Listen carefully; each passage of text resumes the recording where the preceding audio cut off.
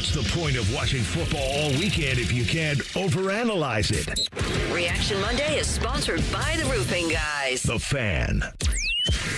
Your morning just got more interesting. Distilled and barrel-picked for your listening pleasure. Bo Bishop, a local sports media legend. What William T. Sherman was to the Union Army, he is to Northern College football. A husband, a father, and middling youth sports coach. He's friends with Central Ohio sporting royalty. I'm talking to Ohio State Athletic Director Ross Bjorken. Coach Day walking on with us right now. Good to see you, buddy. Good buddy Austin Ward. My good buddy Tim May, the Tim May Show. The great Doug Lavery's joining us. Hi, everybody. Dom Tiberi here. Oh, Reese came in and he handed me papers. Yeah, and then he said, "You see that button? That's the only button you need to worry about. Don't touch. There's 8,000 buttons in front of me." Oh, I didn't know what he was talking about. The one that says on. We blew the budget on this imaging, and only two guys answered our ad on Craigslist. Ryan Baker and Eric Reeser. Act accordingly. You're now listening to Bishop and Friends. Bishop and Friends is sponsored by Diamond Seller, your true jeweler for over 75 years. All right, let's do it live on a Reaction Monday edition of the program. A Labor Day Reaction Monday edition of the program. I cannot recall the last time I worked Labor Day. But damn it, when number 2 beats number 1 to open the college football season, you labor. And that's what we're going to do over the next 3. I'll be here. Bake will be here. The Cap'n, Eric Reeser, will be here as well. New nickname, working for Reese. I think Cap'n Reese. Let's keep workshopping it forever. Cap'n Reese. No, I think Cap'n Reese might have a little, like Cap'n Crunch, C-A-P-T Reese. Well, that's no cap. You know what I mean? The captain. Look at me. Austin will join at 10:30. We'll blitz the Buckeyes at 11. Bill Bender at 11:30. Listen, I don't know what more you could have asked for. I really don't. The temperature was perfect. The setting was flawless. The buildup was without peer. You had warring pregame shows going back and forth at each other. I mean, it was everything that you'd ever wanted. You got Brutus Buckeye on Corso 1 last time, but most especially you got the defending national champions looking like they're ready for round 2. That's what it looked like to me. You play to win the game. It went the way that we kind of told you it would go. It was clunky. Yeah, it was. It wasn't aesthetically pleasing. I mean, it was a lot of just find a way to win the game. And we told you that that's what it would look like. That it ended up at 48.5 or something like that. We were all well under. Like there was no way it was going to get that high. This is not how you typically open a season. You don't get games like this out of the gates. College football gave us a bunch of them over the weekend, none better than the one that you saw here, of course. I do think it was the most satisfied a Buckeye Nation has been after an opener, and I could be missing one here or there, but the first thing that comes to my mind is 0-2. And it's Texas Tech coming in here, and it's Maurice Clarett running 21 times for 175 and 3 touchdowns. What you knew after that game, and I wasn't here at that time, obviously, but what you knew at that time, I would assume if you were around here, was, oh, we got a dude. We got a dude at tailback. And I think similarly, coming out of the game on Saturday, the collective feeling from a Buckeye Nation is we got a team. We got a team. They are depth. They are deep beyond, I think, what many people thought. Defensively, they are going to be a wrecking crew. And we're going to spend a lot of time on what Matt Patricia, James Laurinaitis, and a lot of those cats put together on Saturday because they had Arch Manning in an absolute pretzel. And I think what you're going to see is that's the best back 7 in all of college football. And if you can build a little depth on that defensive front and find a way to wreak a little bit more havoc, I'm not sure you're going to find a better defense in the country than the one that's going to be in silver bullets on any given Saturday night. I think you saw on the other side of the ball a kid making a start the likes of which we've never seen. I mean, he's in year 2 on campus. He's thrown 9 throws. It was not too big for him at all. It was not at all too big for him. He seemed completely comfortable to me. I tweeted it during the show, and Ryan echoed it afterwards. He could have done a lot more. They tried to find the simplest way possible to a win because a win is all that's mattered. Ryan talked about that all last week when we'd asked about what do you expect out of Julian. Win the game. Win the game. Play clean. He did. You know the moment when I felt like an incredible amount of calm. I mean, I enjoyed all of it. I wasn't nervous for any of it because even if it didn't go Ohio State's way, there's still a long season to get back. But the moment that I realized it was all going to be okay and that this was going to be potentially a long afternoon for Arch Manning and the Texas Longhorns was on the first throw he made when he one-hopped it. Because the guy's wide open. It's wide open. And he one-hopped it. And when I saw him do that, I just thought to myself, okay, this is a big spot. No one's ever debuted like this, both sides. And it was a situation where, for all of their bluster of Texas being able to win games like that in the past, going to Tuscaloosa and winning, going to Ann Arbor and winning, this ain't Tuscaloosa and this ain't Ann Arbor. It's different. And this team's different. And they are a team of consequence. They are a team who can track down a national championship in a back-to-back season. And they are the number one team in the country until they lose. That's what I learned on Saturday. I thought for Julian, he does miss Jeremiah Smith deep, and that gets, evokes some emotions from four, as it should, because when you've got him one-on-one, it's bleep it, Jeremiah's down there somewhere. But the fact that four had two very uncharacteristic drops, and it did not, I mean, if you're first start against Texas and you're a brand new quarterback and you're thinking, all right, well, I've got the ultimate safety blanket probably ever in the sport, and he has two uncharacteristic drops like that, and it didn't feel like the California kid was rattled. Not at all. Any of those moments. And I do think that, this is the Ryan Day offense, but Hartline called the game that his boss wanted him to call. And that was the keep everything simple for Julian, and we're going to pummel. I thought the backs in the line will only get better from this week, but that offense was let's keep it keep it simple, stupid, and let the defense do the rest. It was Herm Edwards, Reese, right? Yeah. You play to win the games. Like, it was let's go win. And that was the roadmap for it. Some people pushed back when 3 weeks ago, maybe a month, I said that I think this Ohio State defense this year, even though it lost 8 starters, might be better than last year. And I will stand by that 100% because of what we saw from the back seven yesterday. And listen, I think the defensive line held their own. They did their job right. They held the line of scrimmage. I think you'd like to see more of a pass rush, right? But that's kind of been the theme here the past 5 or 6 years at Ohio State. Is you'd like to see more pressure. I don't think they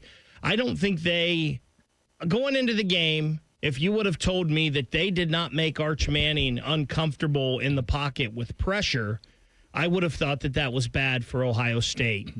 But the secondary gave him really no open guys to throw to all day. I understand the first pass of the game was bad from him. And then on that last drive, he had 2 passes where maybe he could have made completions, the one he threw low and the one he threw a little behind the guy. Yeah. But outside of that, he had nobody to throw to. I've got my notepad from the game right to the right of me, and I have it highlighted on there twice. Nobody open to throw to. And, I mean, that's secondary with Jermaine Matthews and Davis and Igbinosun. And it is amazing being at the game and seeing Caleb Downs. He looks like an air traffic controller out there, moving everybody around where they need to be on that defense. Lorenzo Stiles Jr. impressed me with some of his open field tackling. Jalen McClain was everywhere. And Devin Sanchez played a lot. Yes, he did. He played a lot, and none of it looked too big for him either. In fact, he looked like he was pretty dominant as well. Man, what a job by Matt Patricia, Tim Walton, Matt Guerreri, all of them. We've gone 11 minutes without saying Arvell Reese. Well, I believe we had that. I mean, how could Jim Knowles want to coach this defense? Yeah, he's going to rue the day. I mean, we talked about this a lot on Friday. We've talked about Arvell for a long time, but we talked about this a lot on Friday, this notion of Downs, Sonny, and Arvell. And that triumvirate of athlete and instinctual player in the middle of that defense, those guys were around the ball constantly. They had Arch in a pretzel. Defensively, to me, I'm with you, Bake. It just feels like this defense could be on even another level, and I just think people are not ready for that physicality that's coming. No. When you get hit by 8 or 0, you feel it. It leaves a mark. Just a little bit. It's an attention getter, and I think because of that, you now kind of have an idea about how this team is going to go about its business. The really cool thing about it is you just played the number 1 team in the country, and you bullied them in your place. And now you get a couple of weeks to fine-tune. It's so rare to have a game like this out of the gates and then be able to kind of say, okay, let's work on some things. But I'll be honest with you, and Ryan's not going to want to hear this, but it's a tribute to what they built there. They don't have a whole lot to work on, because I think even 10 could have taken a lot more than they wanted to throw at him. I thought he was as cool as can be. And you mentioned the miss on the throw to Jeremiah. Well, he did hit Max Clare in the hands on the 3rd down throw. He did hit him. In the now, face, you probably too. would have wanted that shot, but he hit him right in the hands on the out. So it's not like he made an inaccurate throw. He just didn't make the right read for Jeremiah and probably for Ryan, because when you get him in one-on-one, you want to throw it down there. The kid was on the screws all day long. All of these things add up to it's going to be special here all fall. That's the little notes on this one. In terms of what you have to expect this week, it's going to be a little bit of a step down in competition. Grambling coming into town on Saturday. It's a 3:30 on BTN. This is hilarious. In the prep, Reese put in here, Eric can't find any odds on this game as of 8:30 this morning. No, there won't be, because they're 1AA. So we'll make up our own line, 49.5 or something like that. Roundtable shifts to Tuesday this week. Ryan Day show remains on Thursday, and then we'll have all the coverage for you again on Saturday. But the 2025 season is underway, and it is underway in style. A lot to unpack from a busy weekend in college football. Much more on this one. You're going to hear from all the primary participants, those who made a big deal in this one on Saturday. It is a great day to be a Buckeye, and it's a great day to have a Reaction Monday. Bishop and Friends right here on The Fan. We're the girthiest radio station in the history of radio. Uncomfortably girthy. This promo is uncomfortable. The Fan, Ohio's girth destination. Don't sweat it. Call Care Heating and Cooling, and we'll fix your air conditioner fast. 1-800-COOLING. Game on, week number 1. It starts now, and every touchdown brings you closer to a payout with DraftKings Sportsbook, an official sports betting partner of the NFL. It's not just football. It's first-time touchdown fireworks, anytime TD rushes, and live bets that ride every momentum shift. At DraftKings, every play is your next shot to win. Your season, it starts now. Download the DraftKings Sportsbook app and use the code THEFAN971. That's code THEFAN971 to get $300 in bonus bets instantly when you place your first bet of $5 or more. Plus, over $200 off NFL Sunday Ticket from YouTube and YouTube TV in partnership with DraftKings. The crown is yours. Gambling problem? Call 1-800-GAMBLER. 21 plus. Ohio only. Eligibility restrictions apply. Bonus bets expire 7 days after issuance. See sportsbook.draftkings.com/promos. NFL Sunday Ticket offer for new subscribers only and auto renews until canceled. Digital games and commercial use excluded. Restrictions apply. Additional NFL Sunday Ticket terms at youtube.com/go/NFL Sunday Ticket/terms. Limited time offer. Busy schedule? This is Ryan Krieger, and Krieger Ford has you covered. Krieger Ford offers pickup and delivery, or our mobile service van will come right to you. It's fast, easy, and hassle-free. Schedule your appointment today only at KriegerFord.com. At Kroger Pharmacy, we make it easy to get flu, COVID, and RSV vaccines. They're available at no cost to you with most insurance plans. No appointment needed. And we're open weekdays, weeknights, and weekends. So come and visit us when it's most convenient for you. Kroger Health, a world of care is in store. Vaccines subject to availability. No cost to you with most insurance plans. Check with your plan for eligibility. Restrictions and exclusions may apply. See site for details.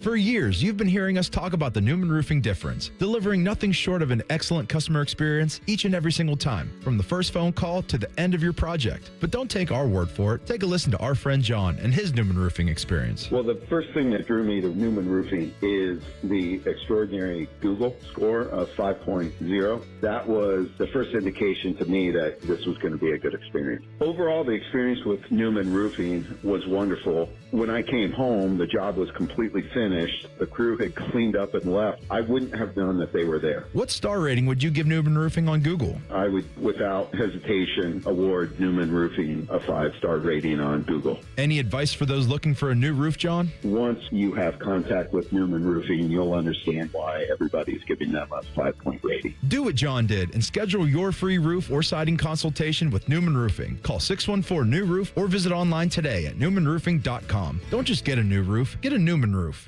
Join Rothman and Ice every Thursday at 2:30 for Gold Jacket Thursday. Presented by the Pro Football Hall of Fame. A new Hall of Famer joins the show every week, but not OJ because he's dead and probably a murderer.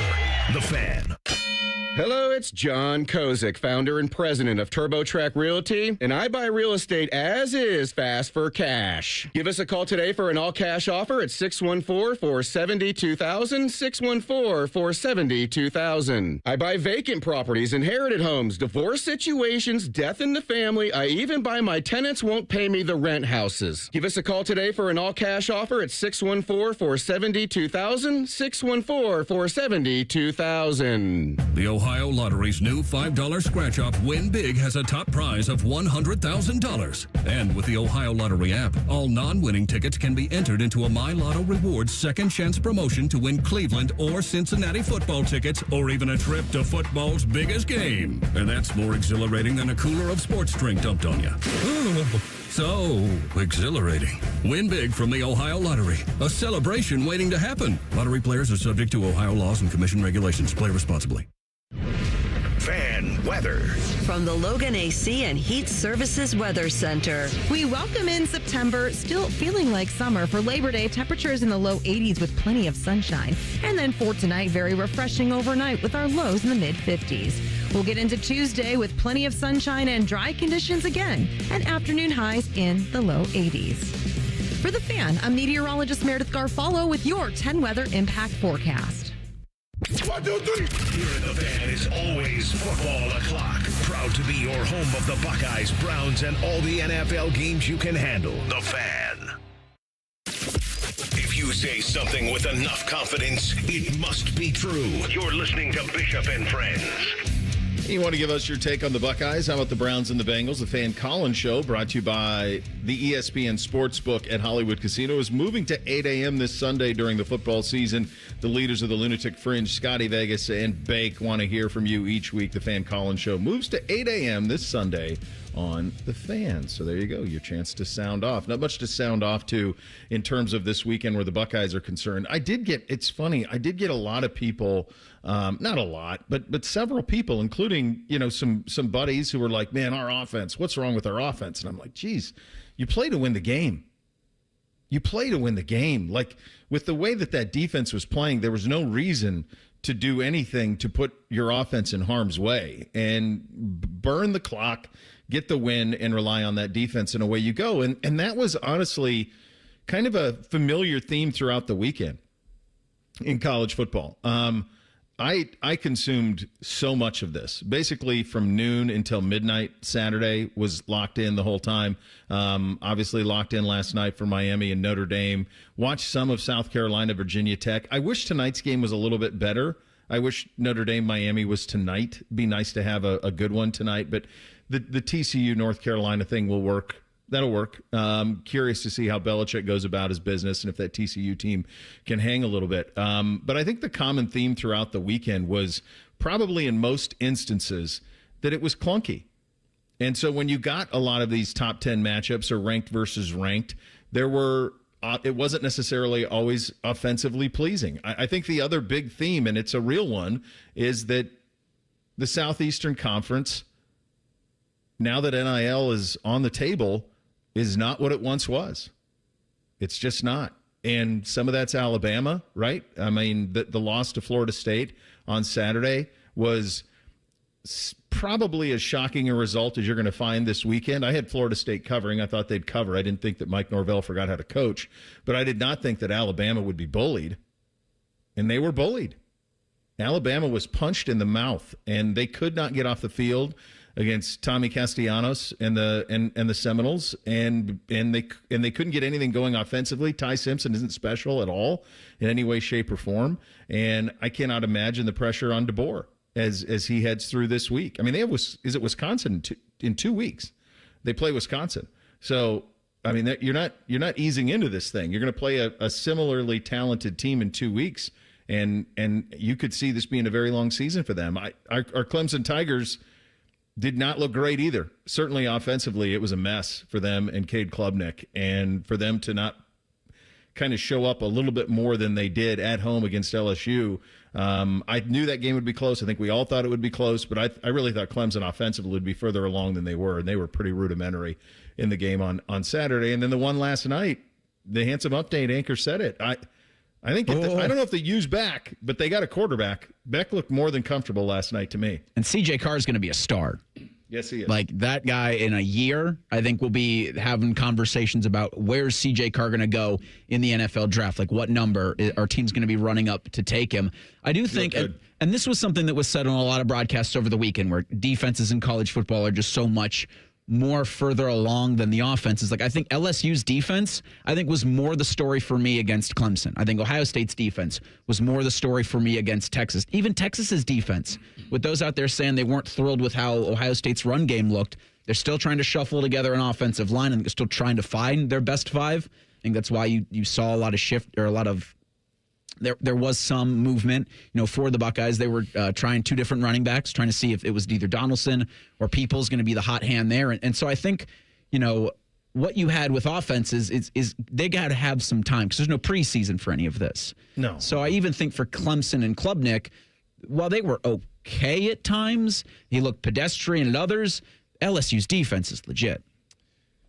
I'll say this. I came away from that LSU-Clemson game so impressed with LSU's offensive line. I thought LSU's offensive line was the story of that game. Now, I know it sucked for Cade Klubnik and Clemson losing their number one receiver in the first quarter. And some people may have had this thought already, Bo. I know you and I did not, but I think it's time to have a serious conversation about Cade Klubnik and his ability when talent is equal on the field. Because go ahead. Last year to open against Georgia, it wasn't great. It was better, but not great against Texas. And then it was so inconsistent the other night against LSU. He'd make one throw where it was perfect, and he'd hit the receiver right in stride, and then the next one would be 10 feet over the receiver's head. So I think Cade Klubnik, there are some concerns there with him. Well, he sailed one where if his eyes are downfield, he's got a guy running a post in the first half. It was one where they settled for the field goal, and he gets scrambled out right, and the guy, it's just the receiver's from the slot, and he's just running a post, and he clears the zone, and Klubnik's eyes are down because he's trying to scramble it, but if his eyes are up, it's a layup. I mean, it's just a layup out there. And here's the thing with him that's problematic. And I remember when you first started talking about Clemson all the way back in the spring, and then I got full on board with you. But I remember the very first pushback I had on it was I think Clemson is getting a lot of love based on the way Klubnik played in the Texas game. There was a lot of that. And then you look back cumulative to what he did in the season. It was like 36 touchdowns, 6 picks, all of those things. But to me, I think what you just said was always the question there for him. And honestly, they're fine. This is the big thing. Like, Clemson will be fine. They can win the ACC. They're not gonna. This is why these people say preseason polls don't matter. You bet they do. Clemson's not going to drop past 11, 12, something like that. Like Florida State will come into the 25, but they're not going to drop past 12, 13. They're 4 in the country. So LSU will probably go up to number 2 in the country. Ohio State will be number 1. LSU will elevate all the way to 2, and then everything else is going to have to be figured out. Look at Bama. Like, they're going to drop. They got to drop below Florida State. Does Bama drop to 22 in the country? Is that how far? And maybe deservedly so, based on what we saw from them. Miami's going to obviously elevate up. There were other teams that were awfully impressive. Most of the game, it's interesting, the games that had windows to themselves. So there was so much attention yesterday to the Lenora Sellers first drive for South Carolina, where he looked like the number 1 pick in the draft. But then the drives that followed, he really started to struggle a little bit. And it's just a reminder for all these cats that this is game 1. Yeah. And you have long seasons ahead of you. And who these teams are now is not what they're going to be by the time you get to November. And I think that's the thing. Then it's what we do, right? Yeah. We react, and a lot of times we overreact to week one. Clemson's going to be fine in the long run of this thing. They're going to get into the ACC, and they're going to be just fine. Notre Dame is going to be just fine. Yeah. People are going to think Florida State is probably better than they are, and they're going to think Alabama is worse than they are. Alabama's going to be okay. They've got a ton of talent. Kalen DeBoer has never had a season in his coaching career wherever he's coached where he didn't win at least 9 games. So, like, all of these teams are going to be fine. And I know it looked bad. And we talk about Ohio State and their running game. Ohio State's offensive line made some holes the other day. They closed really quick because that Texas defense is really fast. Like, Ohio State and Texas, they might be the 2 most talented teams in the country. I'm pretty sure they're the 2 best defenses in the country with that speed. So all of it, it's just like you said, Bo, it's just week one. All of these teams are going to be different in a month, in 2 months, in 3 months. Is Ohio State going to see a team with equitable talent to Texas at all this season? I mean, November 1st? Penn State, maybe. Yeah. Penn State, maybe. That's your best chance to see something similar to this. But no, I think those are the 2 most talented teams in the country, and you saw them on Saturday at noon. Is the way that it felt. That's what it looked like to me watching it. And I think both coaches handled it a little bit differently with their quarterbacks, but defensively, I think those 2 teams aren't going anywhere. They are not going anywhere, and they're going to be around. And when I watched what happened throughout the country over the weekend, first of all, I guess this is my number one takeaway for everybody: keep playing these games. Yes. This is really fun. Notre Dame, Miami last night was really fun. Alabama, Florida State was fun. LSU, Clemson was fun. Ohio State, Texas was fun. Virginia Tech, South Carolina. Every one of them, this game tonight, they're all going to be fun. Keep playing these games. These don't harm you. And beyond that, the committee ought to reward the teams that play in these games. Texas losing to Ohio State in the shoe on Saturday, when it comes to November, it should not even be viewed as a loss. They should get credit for playing the game. Notre Dame should get credit for playing the game. LSU, Clemson should get credit for playing that game. That shouldn't be a metric that harms them by the time we get to November and this committee members get together. Shouldn't harm Clemson that they lost that game. That's something that they should be applauded for playing, especially this early in the season. So keep doing it, because this was a hell of a way to kick off this season. None better than the way the Buckeyes kicked off the season. You'll hear from Ryan Day on his team, what he learned, how they got a victory. That's coming up in 2 minutes. Bishop and Friends right here on The Fan. Get Eco. Aaron, what's your favorite holiday? Labor Day. No, really. What's your favorite holiday? Labor Day. Get Eco. Labor Day is when we celebrate the working people of America. Like plumbers, electricians, and HVAC technicians? Sure, but we're also celebrating nurses, police officers, office workers, firefighters, school teachers, landscapers, and those people who faithfully pick up our garbage on trash day. And waiters and waitresses? And car mechanics and... And daycare workers. We can't leave out daycare workers. Hooray for Labor Day! Jerry, when you look at working people, what do you see? I see the people who built America. I see love. Love? Love with its sleeves rolled up. Wow. Working people are the people who take care of everybody. Labor Day is when we celebrate the working people who built America and keep it strong. Happy Labor Day, everyone.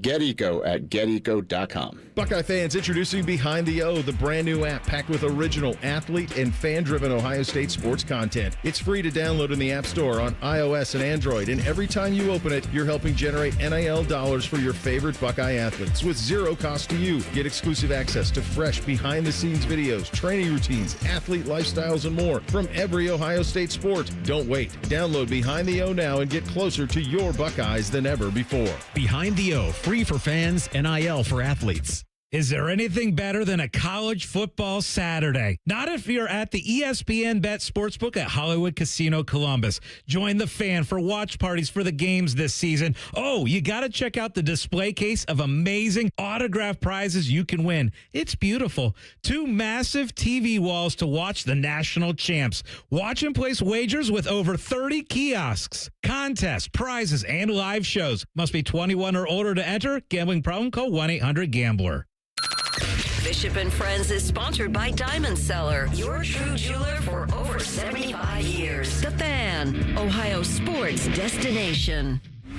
What's up? What's up, man? What's up with you? Sponsored by Newman Roofing. For all your roofing, gutter, or siding needs, call Newman Roofing today at 614-NEW-ROOF or visit online at newmanroofing.com. All right, here's what's up on a Reaction Monday edition of the program, and what's up is the Buckeyes. You wrap your head around Tennessee, Oregon, Texas, Notre Dame, Texas. That's the last 5 for this program. That's the last 5 wins. We've never seen a stretch like this, and obviously there's no precedent for playing games like this because we've never had a 12-team playoff before, but you've never had 5 straight wins like this. To rebuild on the fly, to reload on the fly, to maybe be better defensively on the fly, to have a mad scientist now calling the defense and putting people in positions that we've never seen before, all of these things ought to leave you very, very excited. But what is most, I think, puts you in a good mood today is how tough this team was. They punched Texas in the mouth. They were the tougher team on Saturday, and when it came time to get stops on 4th and short, 4th and goal, they did. They did those things, and that ends up being the difference in the game, and that comes with grit. Here's Coach Day on that. But I thought the drive that the offense had there in the first half, I think we ate up over 8 minutes off the clock, which was part of the game plan, because we wanted to keep their offense off the field, and then to finish it with that 4th and 1 was big, and then the play by Carnell. But the story of the game was the defense. Matt, I thought, put a good game plan together. The coaches put a good game plan together, but the grittiness of our guys running around. There's a lot we can build on here, a lot we have to improve on. The team you see right now will not even be close to the team you see halfway through the season or at the end of the year, but it certainly makes the corrections a lot easier to make after a win against a top 5 opponent like this. What did he say? First part of that 8-minute drive, which was part of the plan. Yeah, this was the plan. After hearing, the coaching staff last week, I think, with obviously the benefit of hindsight, we probably should have seen a lot of this coming, where they were going to just keep hammering up front. They were going to keep try to establish the line of scrimmage, establish dominance early, and then do it often. I think it was really important to have that 9-minute drive in the second because you kept Arch Manning off the field. And you kept his head in a pretzel, man. And it helped that, Texas had some mental errors on that drive that kept that thing alive. Like the Longhorns had just as many penalties as they had points on Saturday, which is really still amazing to wrap your head around. But the fact that Ohio State had that intention and they swung and they kept swinging throughout the game should give everybody around the country some pause. I think the thing, and you kind of talked about it a little bit there, Reese, what do we hear Ryan say the past 2 weeks leading up to that game? You got to play clean. Yep. We got to play clean.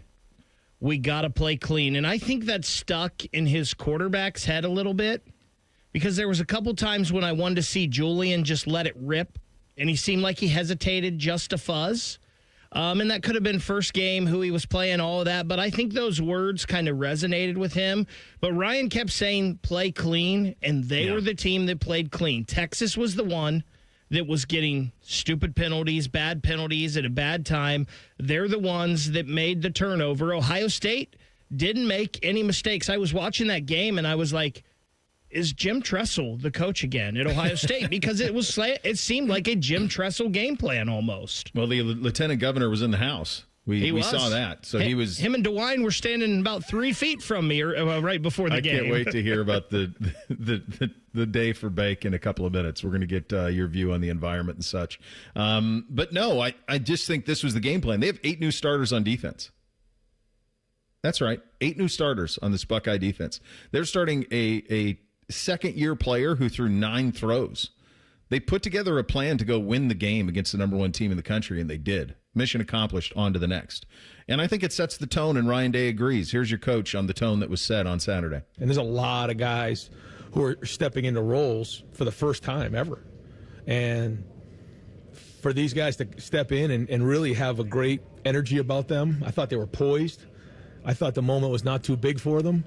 And maybe just because of the run that we went on last year and those guys being in those games, or even for the guys who weren't being a part of it, like take a guy like Devin Sanchez who played today. He was with us for those 2 weeks, so he saw what it was like. I don't think those guys batted an eye. Peyton Pierce played well. I got to watch the film and see, but there was good play across the board. And it's a reference point as we move forward for the first game of the year. When I looked at the schedule and I said, okay, you open up with Texas at home with a freshman or a young quarterback, it was like, okay, it might be nice to have a few non-conference games to lead up to the season. But, as we got closer, it was just like, this is actually a great way to start because everyone's got to be on their game. Preseason, as we talked about, July was edgy.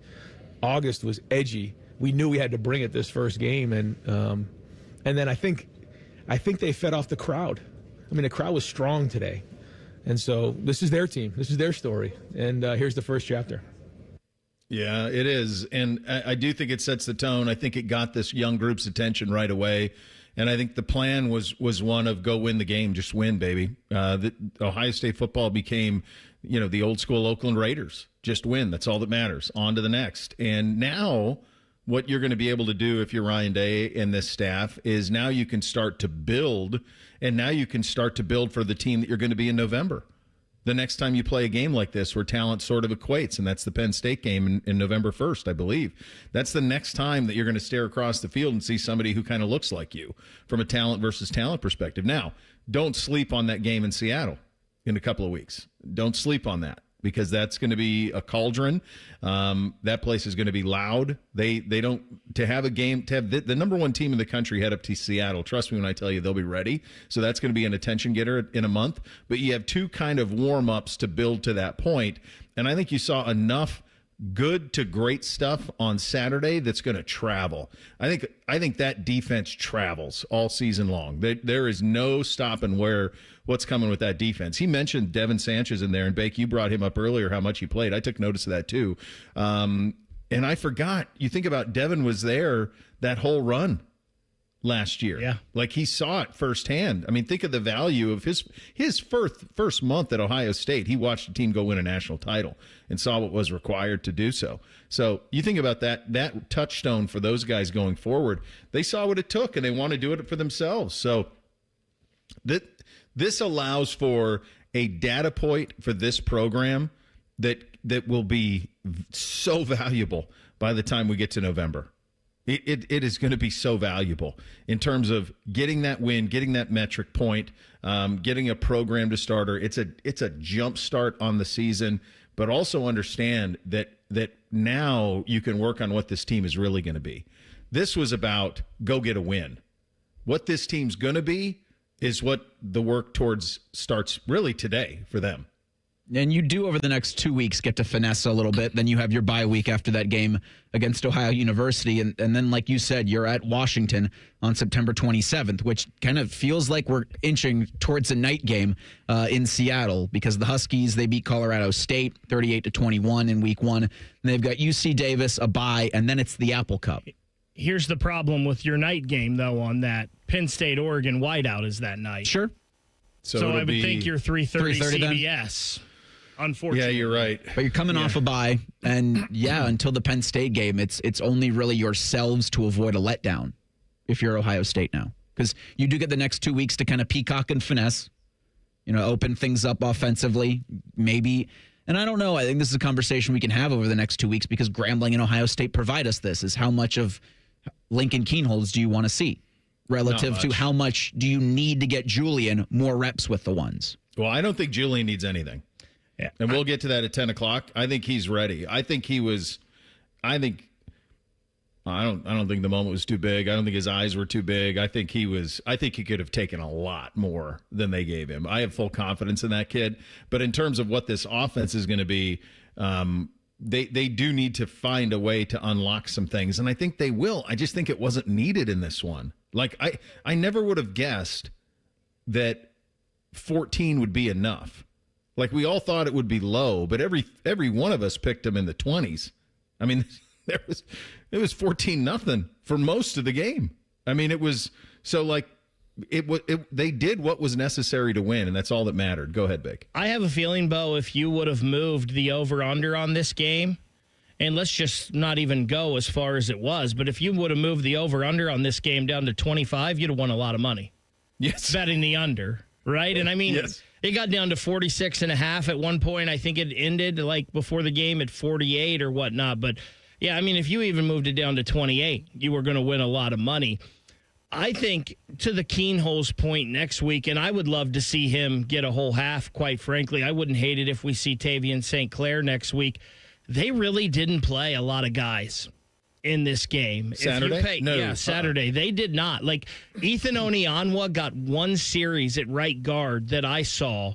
That was it. They had different packages they were putting in on defense. Like I texted you guys, when they went into passing downs, they were going 3 defensive ends, 2 linebackers, and 6 DBs. But when they did it, it was the same people every time. Like Tywone Malone got in for a little bit when Texas at the end went up tempo, and I think the D-line was getting a little gassed. Will Smith got in like 2 drives, but they did not rotate a lot of players. I only saw 3 wide receivers play the whole game, and it was your 3 starters. I didn't see any backups in there. I think that was all by design. Yeah, so it's going to be nice to get a bunch of them. Let's just get a win. Yeah, so now you can work a lot. You got a couple of weeks to get a lot of guys right and figure a lot of things out. It's an incredible luxury that you've been provided by beating the number 1 team in the country in your opener. It allows for a lot here over the next month. There were so many layers to this. The Corso stuff pregame, which want to get into what the experience was like for all of that, Bake, for you who was actually in the building. Did the environment stuff that Ross Bjork proposed and put into place, did it work? Bake was there. We'll get into all of that coming up next. Bishop and Friends right here on The Fan. A lot has changed in 30 years, but we're still that old shoe that feels worn in and well-loved. And well, we smell a little, but you've accepted that. The Fan. I need a small order of sheet metal to repair something in the shop. It's not much, but can you help me out? At metal supermarkets, no order is too small. Wait, really? Yep. What about small home projects? Yep. For a car I'm working on? Yep. Any kind of metal? Yep. Cut to size? Yep. With no minimum order? Yep. How about 1,000 cut pieces of aluminum flat bar? Yep. Choose from over 8,000 types, shapes, and grades of metal in any quantity you need. And yes, we're serious. Any metal, any size, ready fast. Locally owned on Wilson Road. Parents, let me ask you something. Yeah. Go for it. We're listening. Yeah. Are your teens good with money? She's a good kid. She's the but best, yeah. but I get it. Switch to Huntington Bank, and your teen debit card can really help. Oh? You can set spending limits, and your kid can track budgets, so they learn that money doesn't, in fact, grow on trees. I think we need this. Sounds good, yeah.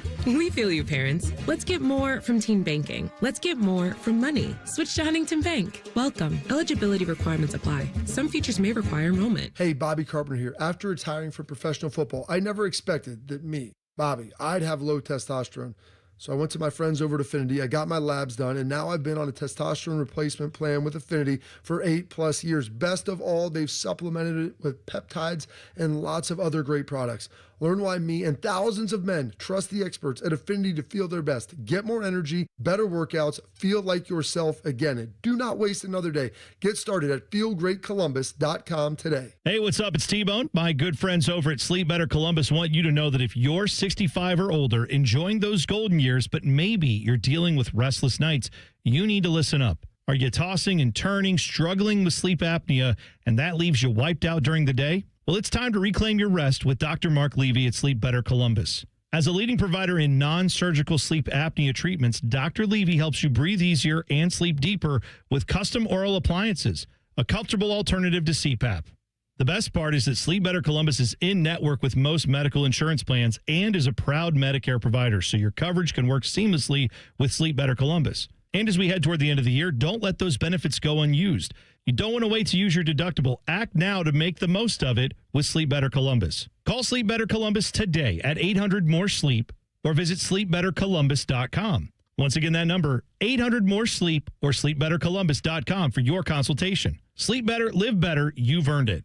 At Baths R Us, we believe home improvement is life improvement, and that starts with a team who brings your vision to life. Our installers aren't just skilled, they're experts. This is who we are. This is what we do all day, every day. Right now, get $1,500 off a shower or tub replacement or $3,000 off a full bathroom remodel. Plus, loads and no monthly payments. Call 380-225-BATH to schedule your free estimate or go to bathsrus.com. 380-225-2284. Baths R Us, where dreams soak in. Other stations have crappy ratings and they wonder why no one listens. So instead of investing money in local talent, they fire people and plug in AI voices. Gee, real entertainment. Well, all of our dummies are real, damn it. The Fan, Ohio's real human destination. Hey, what's up? It's T-Bone. And if you're gearing up for the big game, don't forget the MVP of desserts, Sanders Chocolate Fudge Bumpy Cake. This legendary treat just made its way to Ohio. Finally! We're talking rich devil's food cake, buttery cream bumps, and a fudge icing that is just unfair.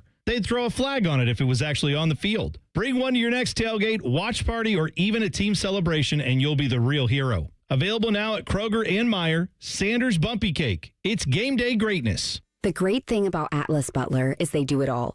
Heating, cooling, plumbing. Look, I'm busy with work. I don't have time to wait around or deal with lots of people. One company, one call, and they do it all. Wonder if they'll clean out my inbox. Seriously, offer that service. Please. Atlas Butler is at your service. Call 1-800-FURNACE.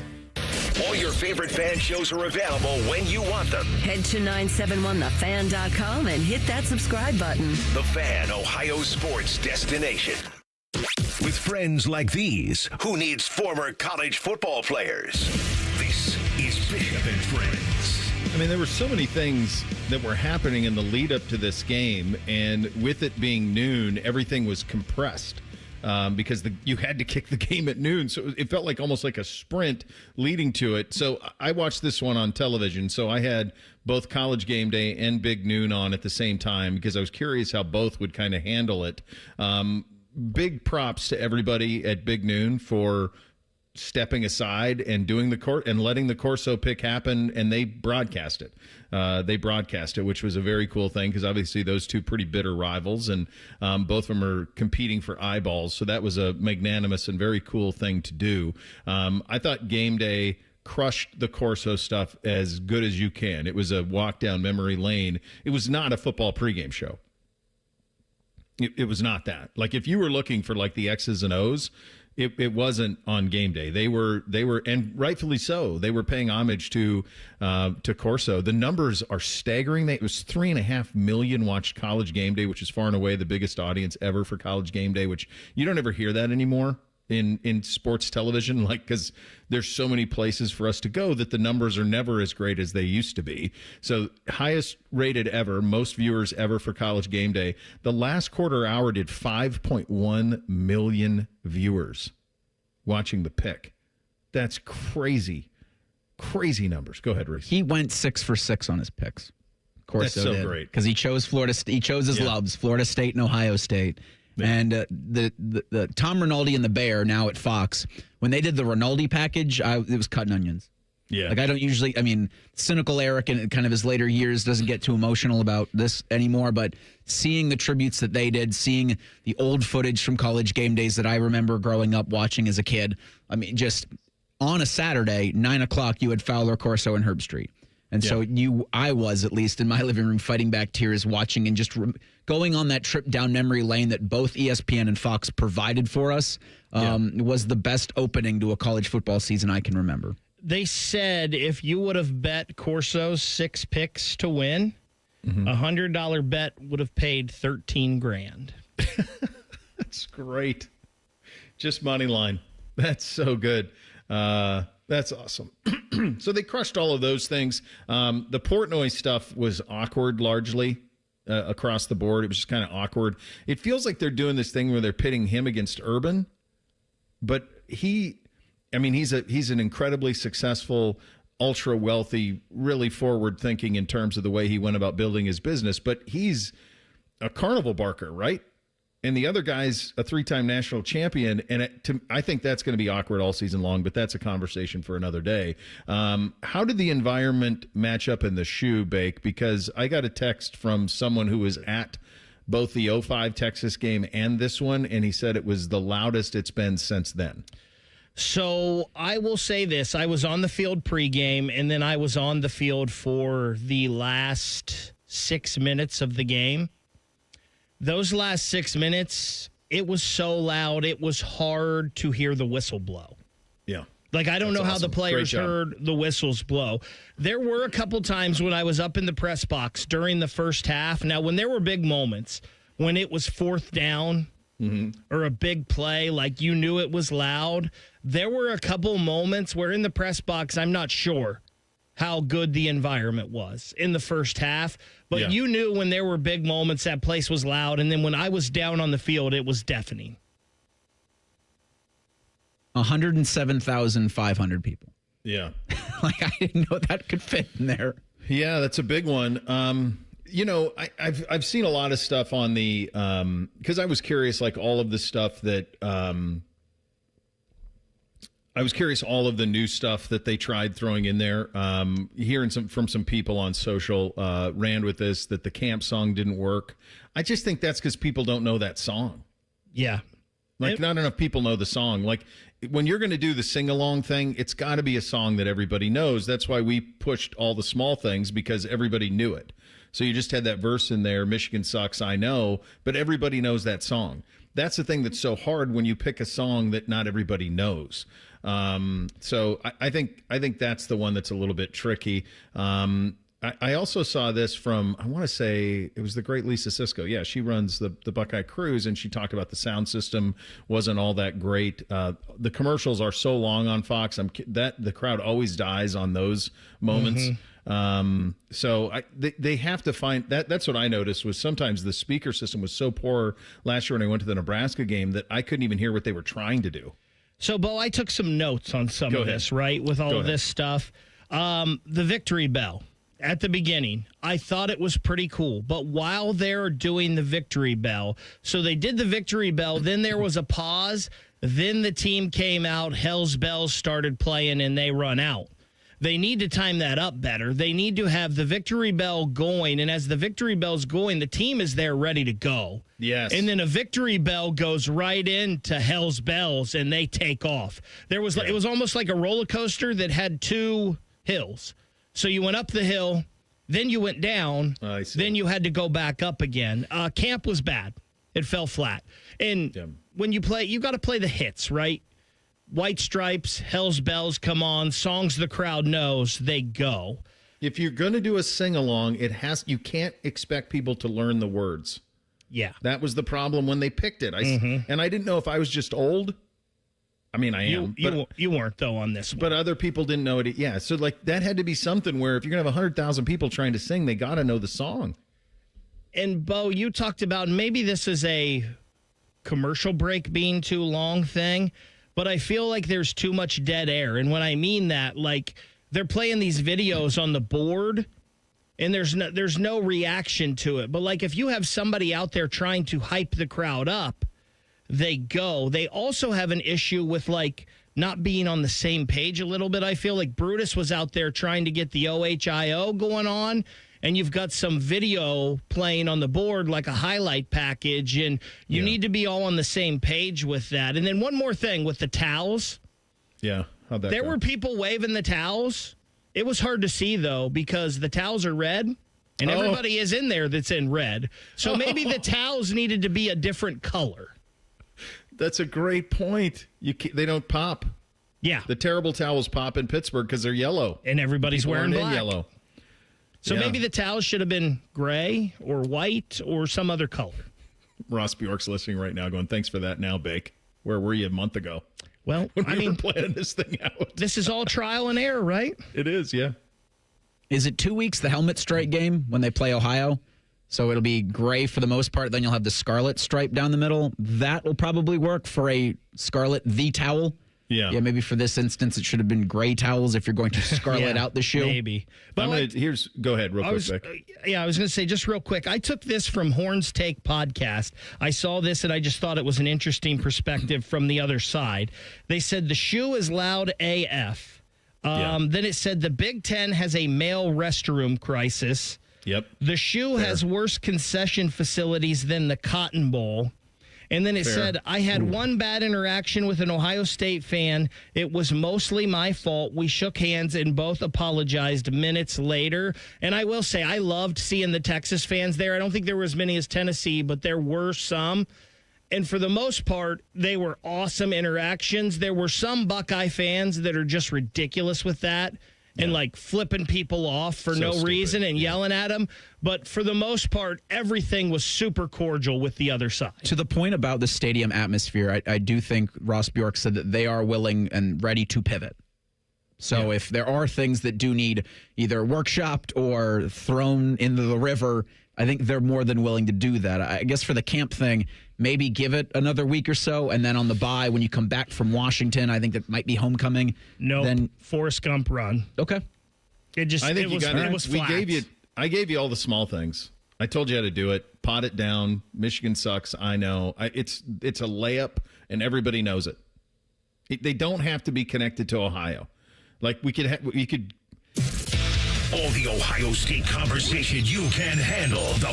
I don't know what just happened there. That just fired on its own. It was an ad for the Buckeye Show, which you can hear tonight at 6 o'clock because Buckeye Roundtable's on Tuesday. So all right, they were. This was happening this morning on T-Bone and Tyvis. We're being played out. Like I don't think anybody wants us to be here because it's Labor Day. I have one. We're way up against it. I have a note for Fox on their broadcast as well, and I do hope that they listen to it. It has nothing to do with the talent or Portnoy or any of that. We'll get to that.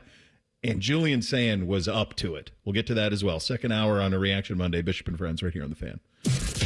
All the Ohio State conversation you can handle. The Buckeye Show. Weeknights at 6. Your Ohio State flagship station. The Fan. Men, summertime is here. And that means vacations, summer barbecues, outdoor parties, camping, beaches, and so much more. This is Jeff for Tri-State Men's Health. And if you're like many men, you may not be feeling like yourself this summer. Perhaps your energy is low and you aren't sleeping well. Maybe your workouts aren't as good as they used to be. And if what I'm describing is you, it's very likely you're suffering with low testosterone. But low T doesn't have to affect you anymore. Just call Tri-State Men's Health, get treated, and see how it changes your life. If you're like most men, you'll feel so much better. Deeper sleep, improved vitality and clarity, greater strength and energy, and an enhanced sex drive as well. So call us. Just $99 gets you a PSA and T-test and a medical consult. And if you start on testosterone the day of your appointment, your visit is free. Call 800-900-9654. That's 800-900-9654. Or go to tristatemenshealth.com. We have 6 offices across the tri-state area to serve you. Looking to get your roof or siding replaced this fall? Call the company that delivers an excellent customer experience every time. Newman Roofing. Don't wait. Call Newman Roofing today at 614-NEW-ROOF or visit online at newmanroofing.com. We could tell you what makes Giant Eagle special, but we think our customers say it best.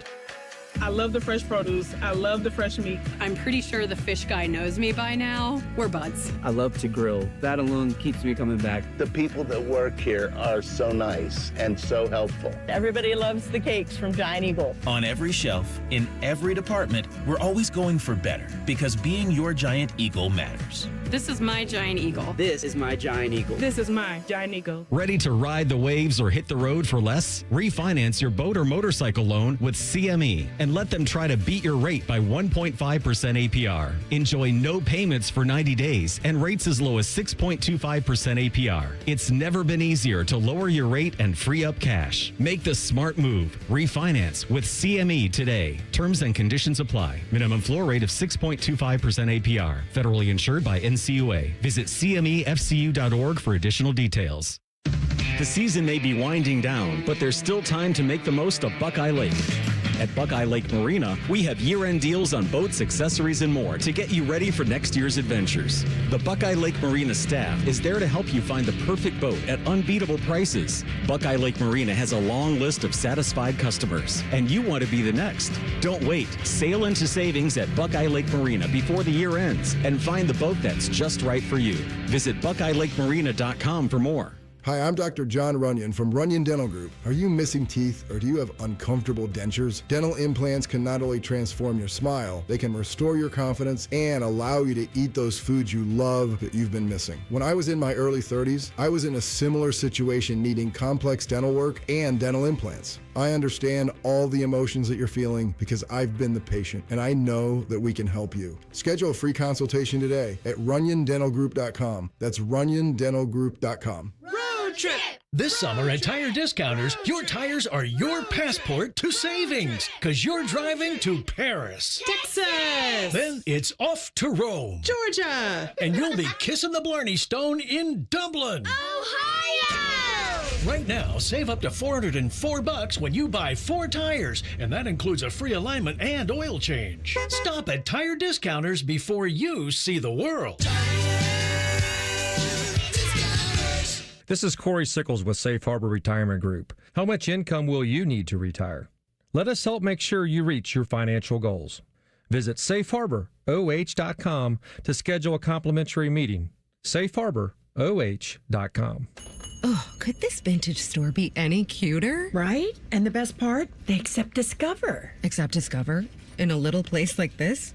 I don't think so, Jennifer. Oh, yeah, huh? Discover's accepted where I like to shop. Come on, baby, get with the times. Right, so we shouldn't get the parachute pants? These are making a comeback. I think. Discover is accepted at 99% of places that take credit cards nationwide. Based on the February 2025 Nielsen report. Get in the zone, AutoZone. Summer's almost over, but the heat is pressing on. If you've got battery trouble, stop by AutoZone for free battery testing. It may just need a charge, and we'll do that for free too. If you do need a battery, we've got options starting at just $89.99, and we'll recycle your old battery for free.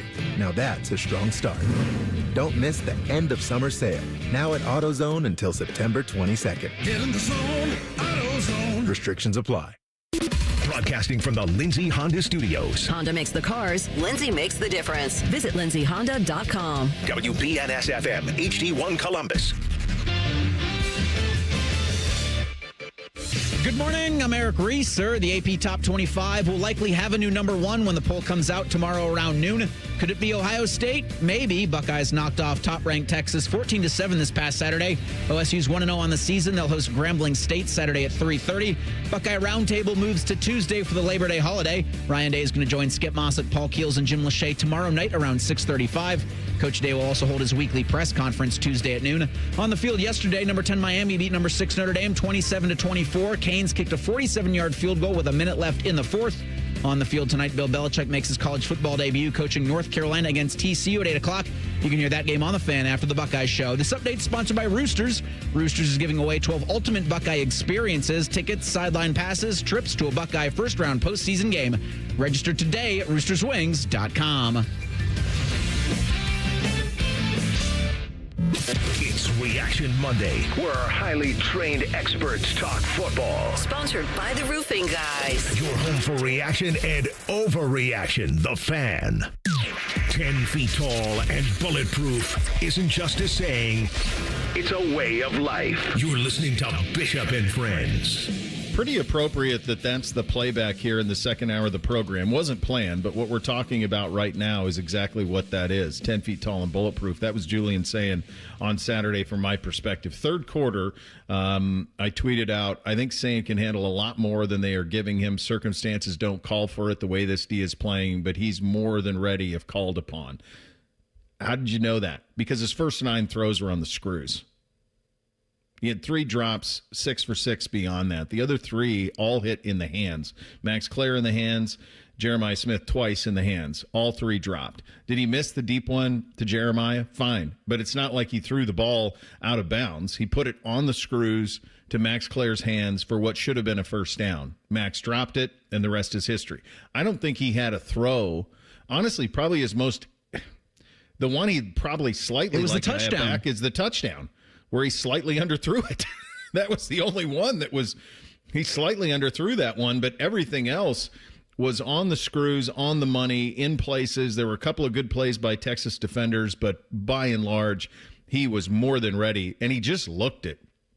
It didn't seem too big for him at all. He was incredibly confident in where the ball was going to be going. He hit it into tight windows in the zone. And if you think that the guy who tweeted that on Saturday doesn't know what he's talking about, here's his head coach on Julian's first start. I was impressed with his poise. He had a good look in his eye. And what he was saying and what he was seeing was exactly what was going on. That's a great sign. I remember CJ's first start. I remember Justin's first start. And when I mean first start, like, in big games. Dwayne, Kyle, Will was different because he'd played a lot of football. But when you have that first start and you're out there are so many things to take into consideration. When you're the quarterback at Ohio State and you're playing number 1 Texas against one of the top defenses in the country, which we have a tremendous amount of respect for, like the one thing we didn't want to do and I didn't want to do was put him in a bad spot. It's just not fair to him. Now, coming out of it, quite honestly, I think he probably could have handled it, but we weren't going to do that because we know it's a long season, and that was the decision that was made, and so we'll go from here. I couldn't have said it better myself. I thought he was in complete control, could have handled much more, was not rattled. Even on the one where Jeremiah shows his displeasure by not being thrown deep, it doesn't rattle him. He bounces right back from it. He's like, let's go on to the next. When it came time to make throws, he did. They didn't need him to do much because the way that the defense was playing, but when they needed him to make a big throw, he did. I thought he was incredibly accurate, very sure of himself. We've never had anybody debut like this against the number 1 team in the country. It's just a crazy circumstance to be thrown into. Let's hear from him. Here's Julian on what he'll remember from his first start. The atmosphere and the energy. It was awesome to be in the shoe today. So much energy. The defense played really well. Offensive line played well. Running backs ran hard. Receivers caught the ball well. So I think it was just an overall good team effort, and it was so much fun just being in the shoe. I thought he was as cool as the other side of the pillow, as the late, great Stuart Scott would say. Here is Julian on his calm presence for the offense. The quarterback, you kind of got to be the calm in the storm, is what Coach Fessler always does to us. You got to be even-keeled and, be someone that the offense looks to and have a calm presence. He's got a lot of time to work. He's got Grambling State this week. He's got Ohio after that, then the bye. Then he'll play in his first truly hostile environment, and that environment out in Seattle will be hostile with a capital H. Here is Julian on the next week for him. We got to clean up, all 3 phases. We got to clean up our passing game, our run game, everything. So we're just going to focus on next week and clean up stuff that we made mistakes on today. Kid to me looks like a gamer. He looks like he can handle whatever's thrown his way, and I think by the time you get to November and there's full belief in himself and what he can do and what they believe in him and receiver, quarterback, marriage, offensive line, all of it, I think this is going to be a lights-out offense as the season goes along, fellas. Yeah, I think it's a testament to, Billy Fessler, to Brian Hartline, to Ryan Day, and just what they've been able, to – it felt like he knew that they had complete faith in him. Like, you hear Ryan Day talk about, like, the look that he had in his eye. At no point did it seem like any moment was too big for him. I just think it is such a credit to both of these defenses. I think Texas is the best defense you will probably see Ohio State play into the college football playoff. I think they're better than Penn State. Mm-hmm. And he handled everything that they threw at him with poise. I mean, he was in his own end zone twice. Yeah. And it didn't look like to me at least, that was a moment where he was, was running down the side of his leg. It was calm, cool, collective. In 107,000 people, you got them screaming their heads off. You're backed up in your own end zone. And at no point was it like, I'm worried about Julian here. Mm-mm. It was interesting watching him in pregame warmups because he was walking around and he did not look like an 18-year-old kid that was about to make his first college football start in front of 107,522 or 24 people.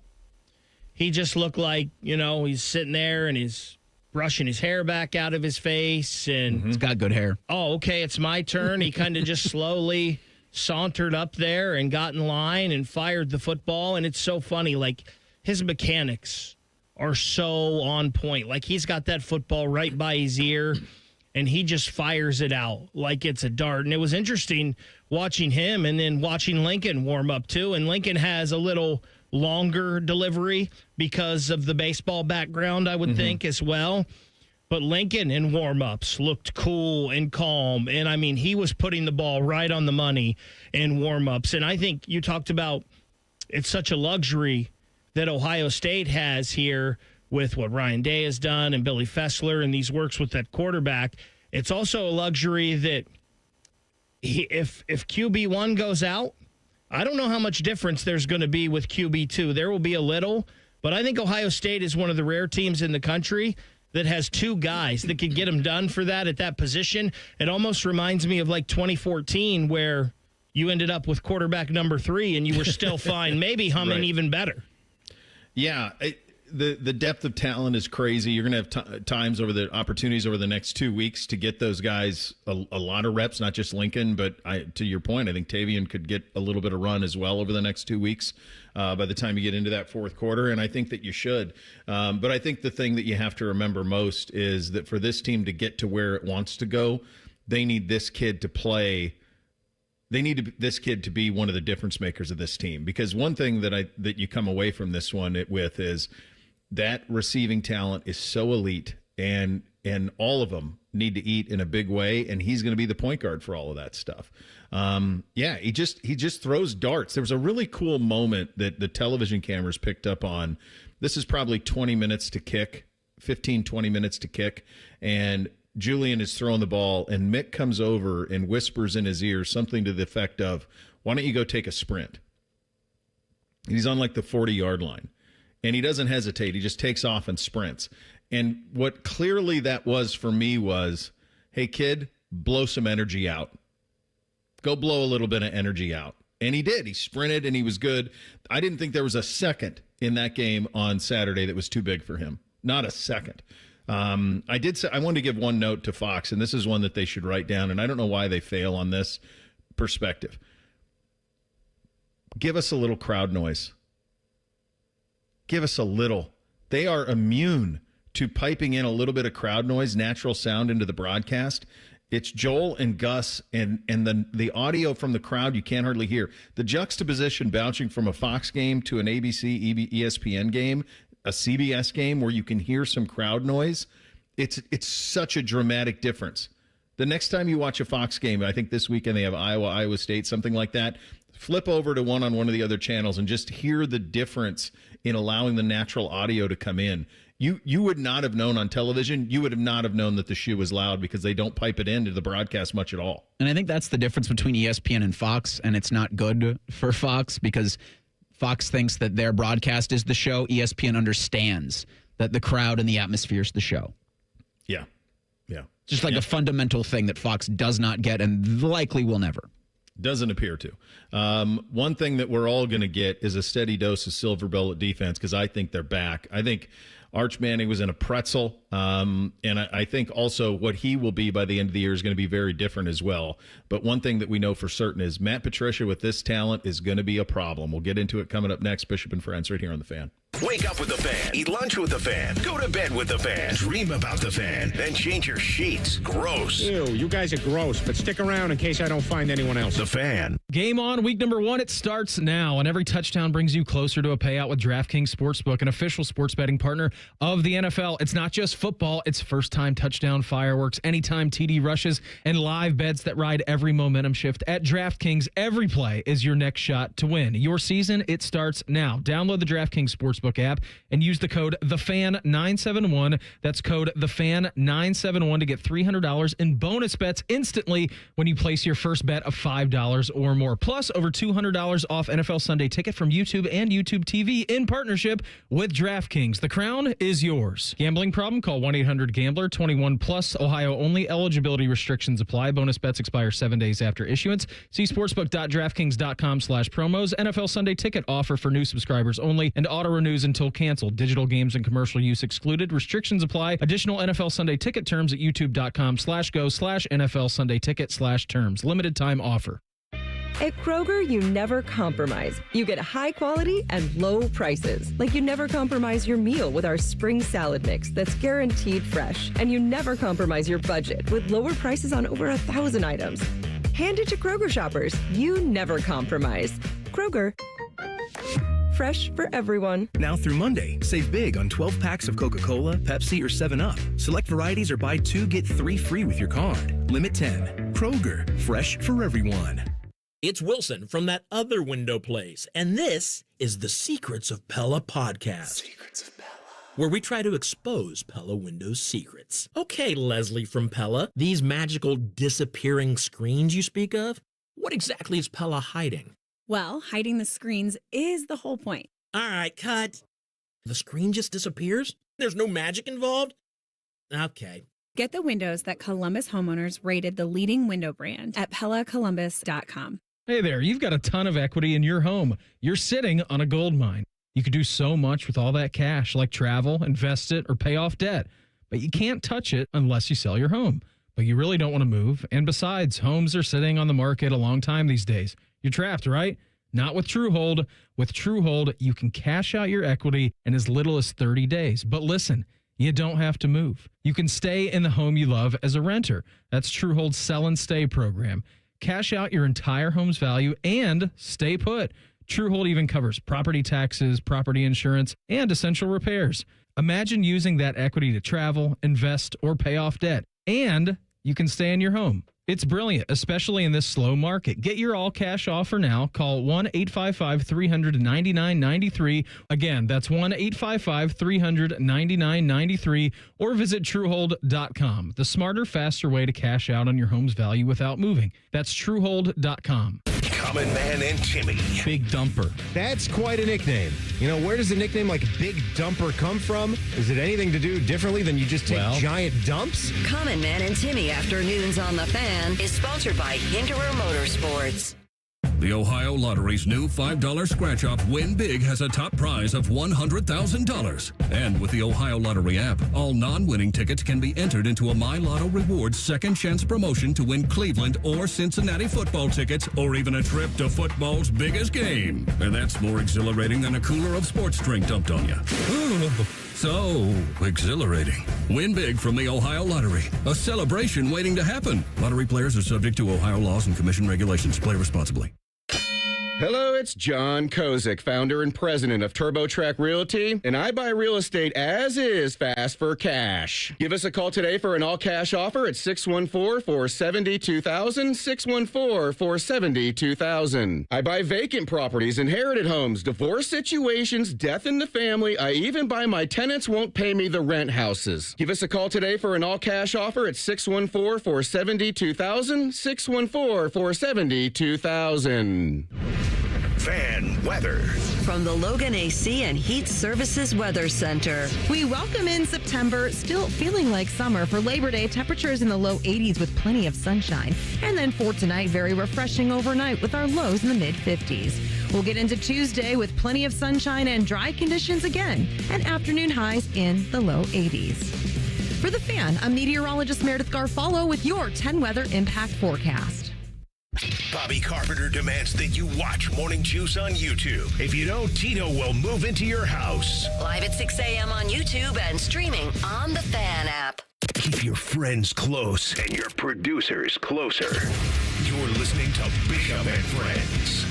Indeed you are, and we are sponsored and brought to you by our great friends at Diamond Cellar, your true jeweler for over 78 years. That defense is legit. And Matt Patricia, the mad scientist, imagine being in his shoes. He comes from a world where every team, the way that it's set up is for every team to be the same. That's what the NFL is set up. Now, there's some that succeed beyond that, but it's based on your own acumen. But talent-wise, the discrepancy is minimal. Even from a team like Kansas City to a team like New Orleans, it's not that big of a talent gap. It's the important players, but they're all the very best of the best. Now, all of a sudden, he paratroops into this thing, and he's got the best players. So now I have the best players, and I get my big brain.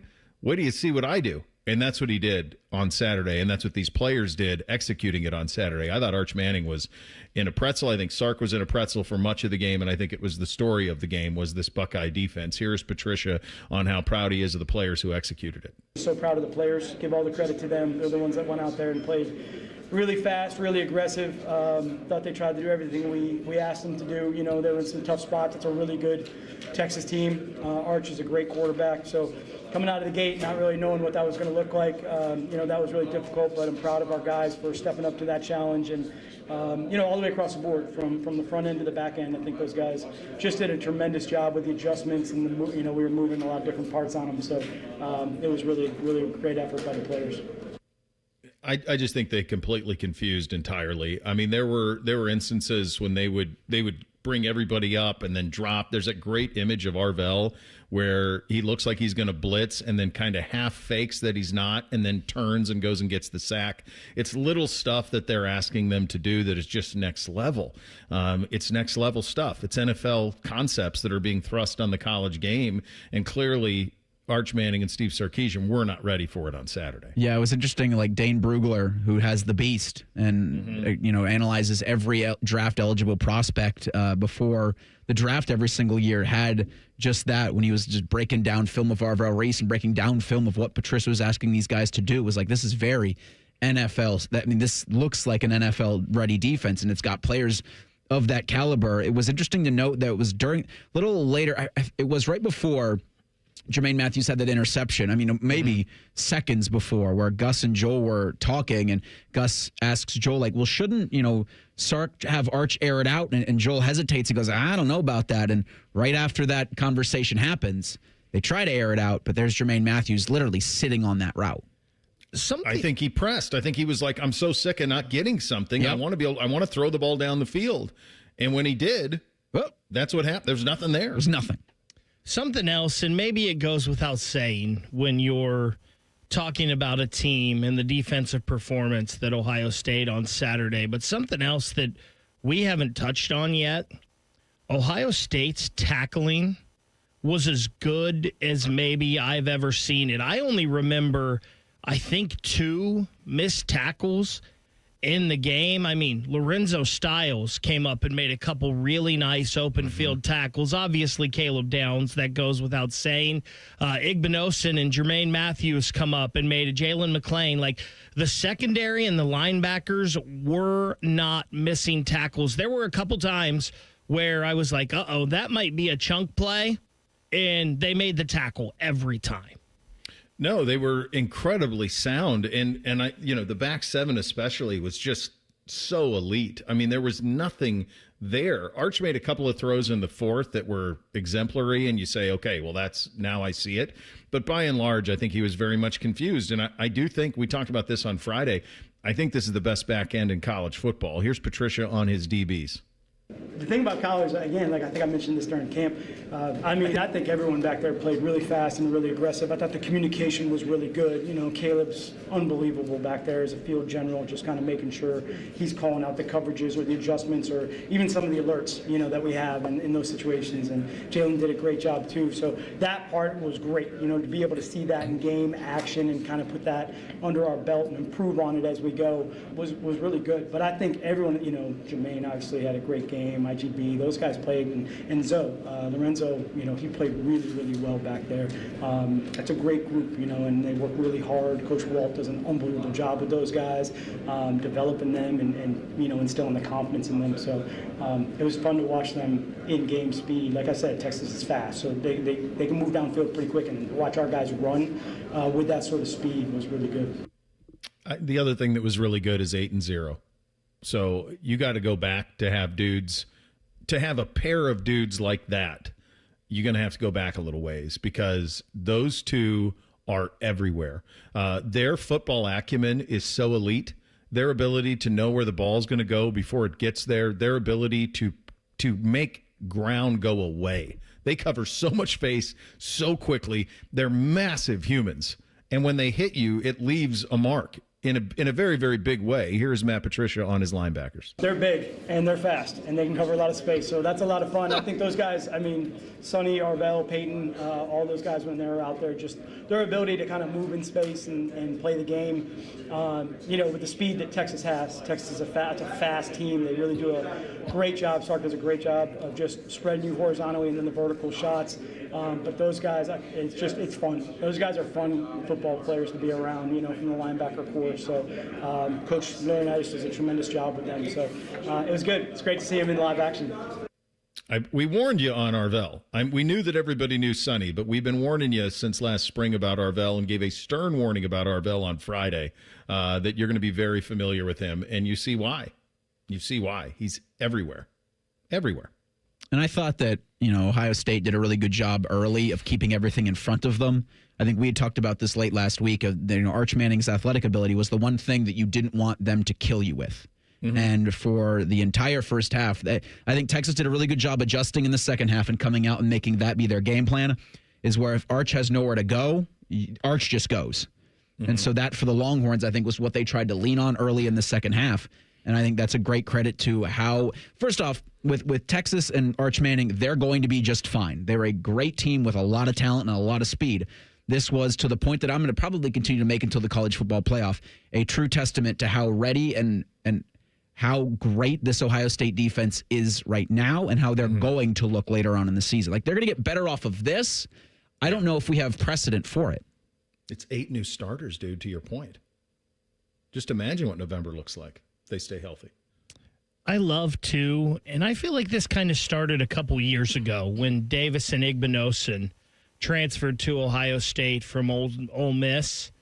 But it's especially now with Caleb Downs and Jermaine Matthews. I like the swagger this Ohio State defense has, right? Like, it's not Miami back in the day where it can be a little too much and a little cocky, even though they were that good and could back it up. But there's just when you watch Davis and Igbinosun and Jermaine Matthews on the sideline, and there's a confidence with these guys and a swagger that we haven't always seen at Ohio State. We've seen it at some other schools, not at Ohio State. I love the attitude of this defense. Well, I didn't see anybody out there you're right on the attitude. I didn't see anybody out there that felt like they were thinking. I saw a lot of Ricky Bobbies. Ricky Bobby isn't a thinker. Ricky Bobby's a driver. I just saw a lot of football players who weren't thinking, who were flying around everywhere and made it very difficult on the quarterback. Manning had the one hop in the first series, which let you know that he was a little rattled because, I mean, that's as open as can be. It's the most open a receiver of his was the whole game, and he one-hopped it. He had the one behind Ryan Wingo where he maybe could have had something, but Caleb was coming, and Caleb doesn't miss open field tackles, so I don't know how much that would have really helped. He made 2 throws in the fourth quarter that were throws that led you to believe, okay, that's what Brugler and so many of these people were seeing on film. The touchdown pass and the one on the sidelines, the far sidelines, I mean, he put it into as tight a window as can be. But I don't think that this was as much about him as it was about what the Ohio State defense did.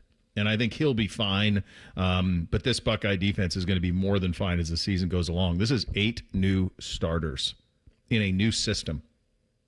Just you wait to think what the combination of that talent and that mad scientist is going to look like by the time we get to November and Drew Aller and Penn State comes to town. Because barring injury, I got no notes on what this defense is all about. We'll get Austin's perspective on game 1 in 2 minutes. Bishop and Friends right here on The Fan. Call the folks at Buckeye, night or day. The water's standing in the tub. My toilets will not flush. The smell's getting bad in here. I need help in a rush. Clogged drain, no problem. It's 93 or free. I'll clear any drain. You don't pay with a 1-year guarantee. It's 93 or free. Guaranteed. Call 614-683-9911. Call the folks at Buckeye, night or day. Hey Columbus, it's Lorenzo Stiles Jr., Ohio State student athlete. It's football season, and just like on the field, success starts with the right game plan and the right team. That's why I'm proud to team up with Monogram Homes. They're the true custom home builder, bringing precision, creativity, and attention to every detail, just like we do on Saturdays. If you're ready to build, don't settle for standard. Go custom. Go Monogram. Visit monogramhomes.net to start building today. Monogram Homes, a builder you can trust. Hey, what's up? It's T-Bone for Window Nation. Buckeye fans, did you know you can get 2 free tickets to an upcoming Ohio State football game if you replace all the windows in your home with Window Nation? This month, when you buy 2 windows, Window Nation will give you 2 for free. Plus, you won't make any payments for 2 years. That's right. No interest, no monthly payments, and no down payment for 2 years. Get 1-day installation with Window Nation, a proud partner of The Ohio State University. Call 866-90-NATION or visit windownation.com. Go Bucks! Scotty Vegas here. Smartest bet of the season? Bet on yourself. I needed a weight loss plan that fit into real life. Tailgates, road trips, kids' nights, and still lets you eat. Week 1 with Awaken 180, I was down 6. By the end, 45 pounds gone. That's with wings, chili, meatballs, sausages, all the good stuff. It's the Tailgate transformation. Structure, coaching, and food that tastes like a win. Make the smart play. Start your Tailgate transformation at Awaken180weightloss.com. Bishop and Friends is sponsored by Diamond Seller, your true jeweler for over 75 years. The Fan, Ohio sports destination. He knows everything about the Buckeyes. He's been offered tens of dollars by a certain team to spill his secrets. He's told that certain team to go to hell. Damn you all to hell! He's Austin Ward. Sponsored by High Bank Distillery, your destination for handcrafted cocktails, locally inspired dishes, and award-winning whiskey war. Learn more at highbankco.com. And he is part of the beat with Austin and Berm on 10 TV Plus and the Roosters live show as well. That's a lot of introduction, buddy. I mean, that's a lot going on. But I guess on a Labor Day Monday, if we're laboring, we got to get it all out there. That was fun Saturday, right? It was. I mean, what more can you ask for to start off college football season than an electric atmosphere at the Horseshoe? And I think that was, Bo, as loud as I've heard that building in 14 years. And that included, like, in the build-up to the game. Like, I think they must just have some functioning speakers in there now. But they were making noise. Buckeye Nation was delivering there. You know, they were having something to cheer about and reason to get a little incentive there with the Buckeye leads on 3rd and 4th down and getting a win, more importantly than that, for Ohio State, because now you get to go into this next stretch with a couple of, non-conference games. Grambling is a tune-up. Ohio is a notch up from there. But, 2 games where Ohio State is going to be comfortably favored, and then probably what they'll call an improvement week. So you build up for this Super Bowl to start the year, as Berm has been calling it, and now you kind of get a second training camp before you dive into Big Ten play later this month on the road against Washington. I think that's the perfect way. I mean, it's like a really cool, really meaningful, if you win, exhibition game. But I don't think there's what this team will be in November will not resemble what we saw on Saturday. And I think that's the thing that ought to be the warm blanket for Buckeye fan, right? Because that defense that replaces 8 starters, I've never seen a debut like that, bud. Never. Yeah, I think that when you look at we had questions about the defensive line and the depth of defensive tackle. And you saw one of the solutions was changing where people were lined up, how many people were lined up front. Matt Patricia and Larry Johnson had a solution for that. And then, James in that second level, what can you do to move around Arvell Reese? And I think we were talking last Monday, Bo, and you asked me, who are we going to be talking about after the first game? And I said Arvell Reese. And I think the rest of the country tuned in to watch Arch Manning's real starting debut, and they saw Arvell Reese just absolutely, ruin his afternoon. And 9 tackles and a sack, and that sack there on 3rd down was an example of Matt Patricia and Larry Johnson and James Laurinaitis, all coming up with something together. Arvell's lined up there near the line of scrimmage. He drops out. It's a delayed blitz from that. He's just moving all over the place, still gets home to Arch Manning, puts him on the ground.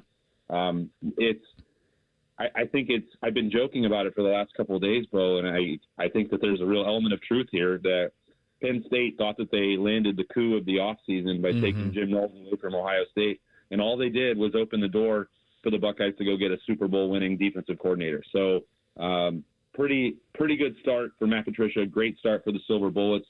And that's sort of what I expected to happen in this game. Like, both of these quarterbacks were going to have things that were happening to them for the first time, both Arch Manning and Julian Sayin.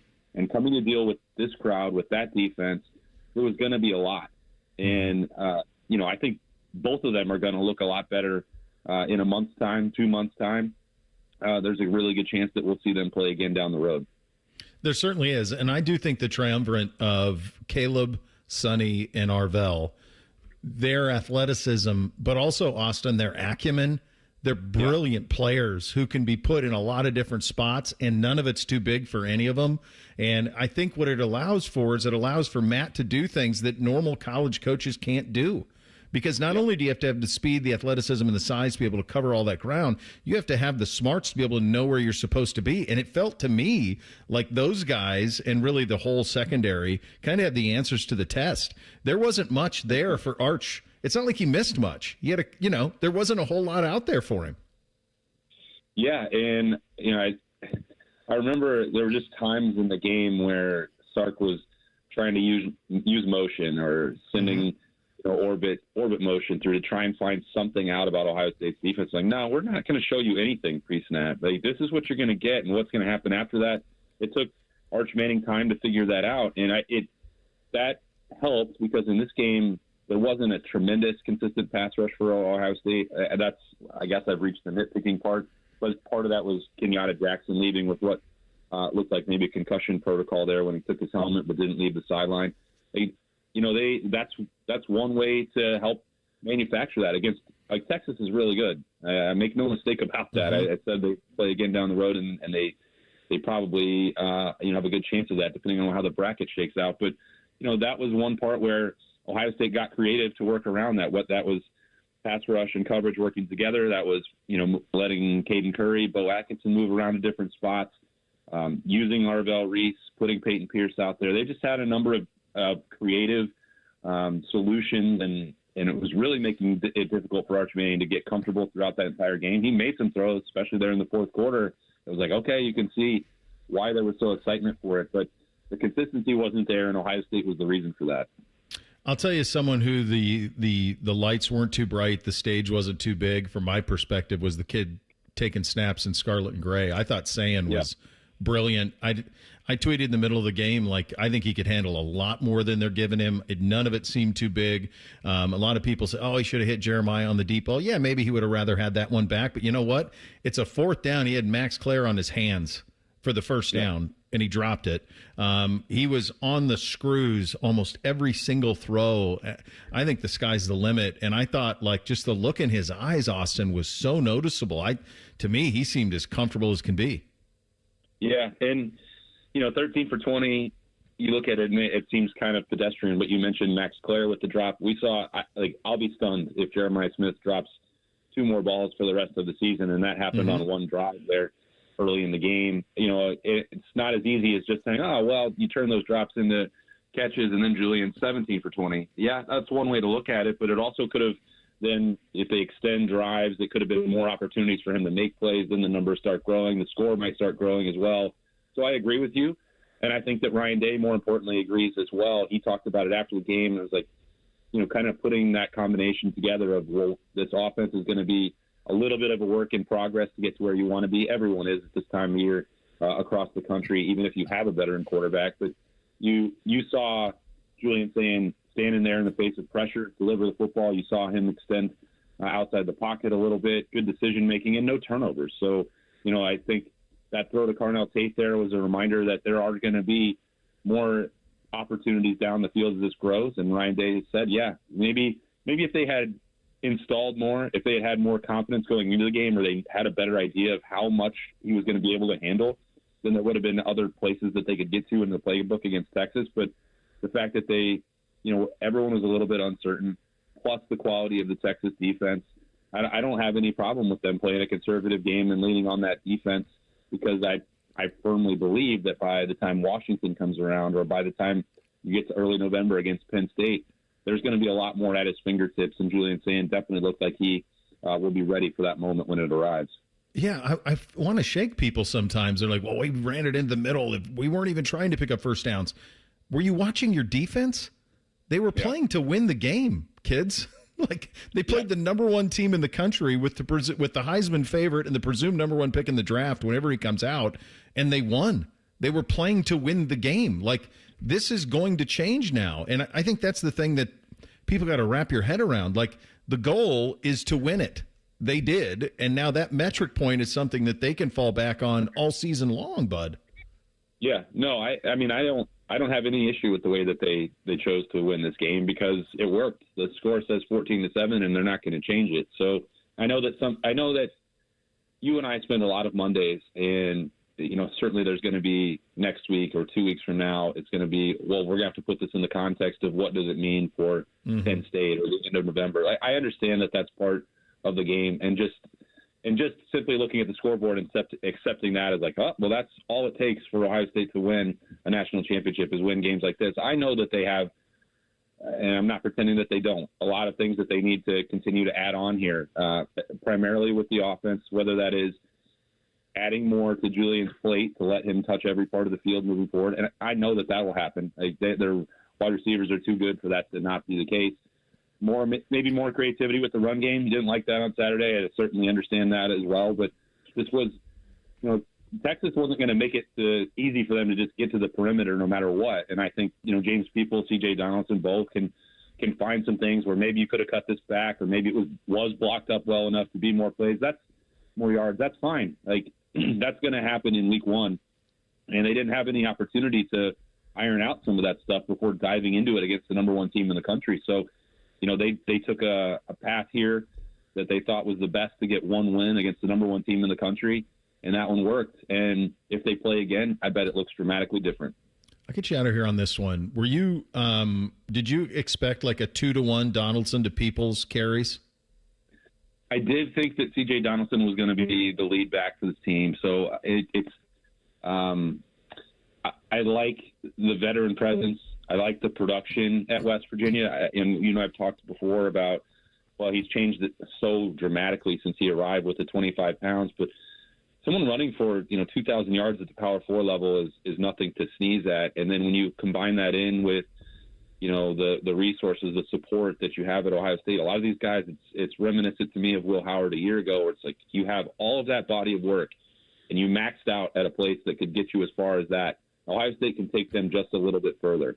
And I really think that C.J. Donaldson will remain the lead back for this team. There's still plenty to like with James Peoples, can get to that explosiveness. And, I think as he's another player that you just, I think, need to get more comfortable doing it. We were really excited about what he did in training camp as a true freshman and the opportunities off the bench. But to go out there and do it full time against a team as the caliber of Texas, like that's something that C.J. Donaldson had actually done before. And I think that showed on Saturday. So I don't know that maybe will be 2-1 throughout the course of the year, but the way that they handed out those carries on Saturday tells you where that confidence level is right now and which one they need for those toughest yards. You're the best, buddy. We'll do it again next week. Thanks for your time, pal. Appreciate you both. See you. All right, there he goes. Austin Ward with the beat. Austin and Berm, 10 TV Plus, and the Roosters live show as well, and the Bryan Heating Cooling Systems fan guest hotline. We'll play a little Thing or Not a Thing up next. Bishop and Friends, right here on The Fan. If you miss a live show, you can catch the podcast. If you miss the podcast, our hosts have volunteered to have dinner with you. The meatloaf! The Fan. Are you looking to hire? ZipRecruiter finds the best candidate for your job fast. Try ZipRecruiter for free at ZipRecruiter.com/free. ZipRecruiter.com/free. Parents, are your teens good with money? No. Switch to Huntington Bank and let's teach them. They get their own card, which they can add to their digital wallet, and you can monitor and set spending limits. Let's get more from money. Switch to Huntington Bank. Welcome. Eligibility requirements apply. Some features may require enrollment. Hey there, you've got a ton of equity in your home. You're sitting on a gold mine. You could do so much with all that cash, like travel, invest it, or pay off debt. But you can't touch it unless you sell your home. But you really don't want to move. And besides, homes are sitting on the market a long time these days. You're trapped, right? Not with TrueHold. With TrueHold, you can cash out your equity in as little as 30 days. But listen, you don't have to move. You can stay in the home you love as a renter. That's TrueHold's Sell and Stay program. Cash out your entire home's value and stay put. TrueHold even covers property taxes, property insurance, and essential repairs.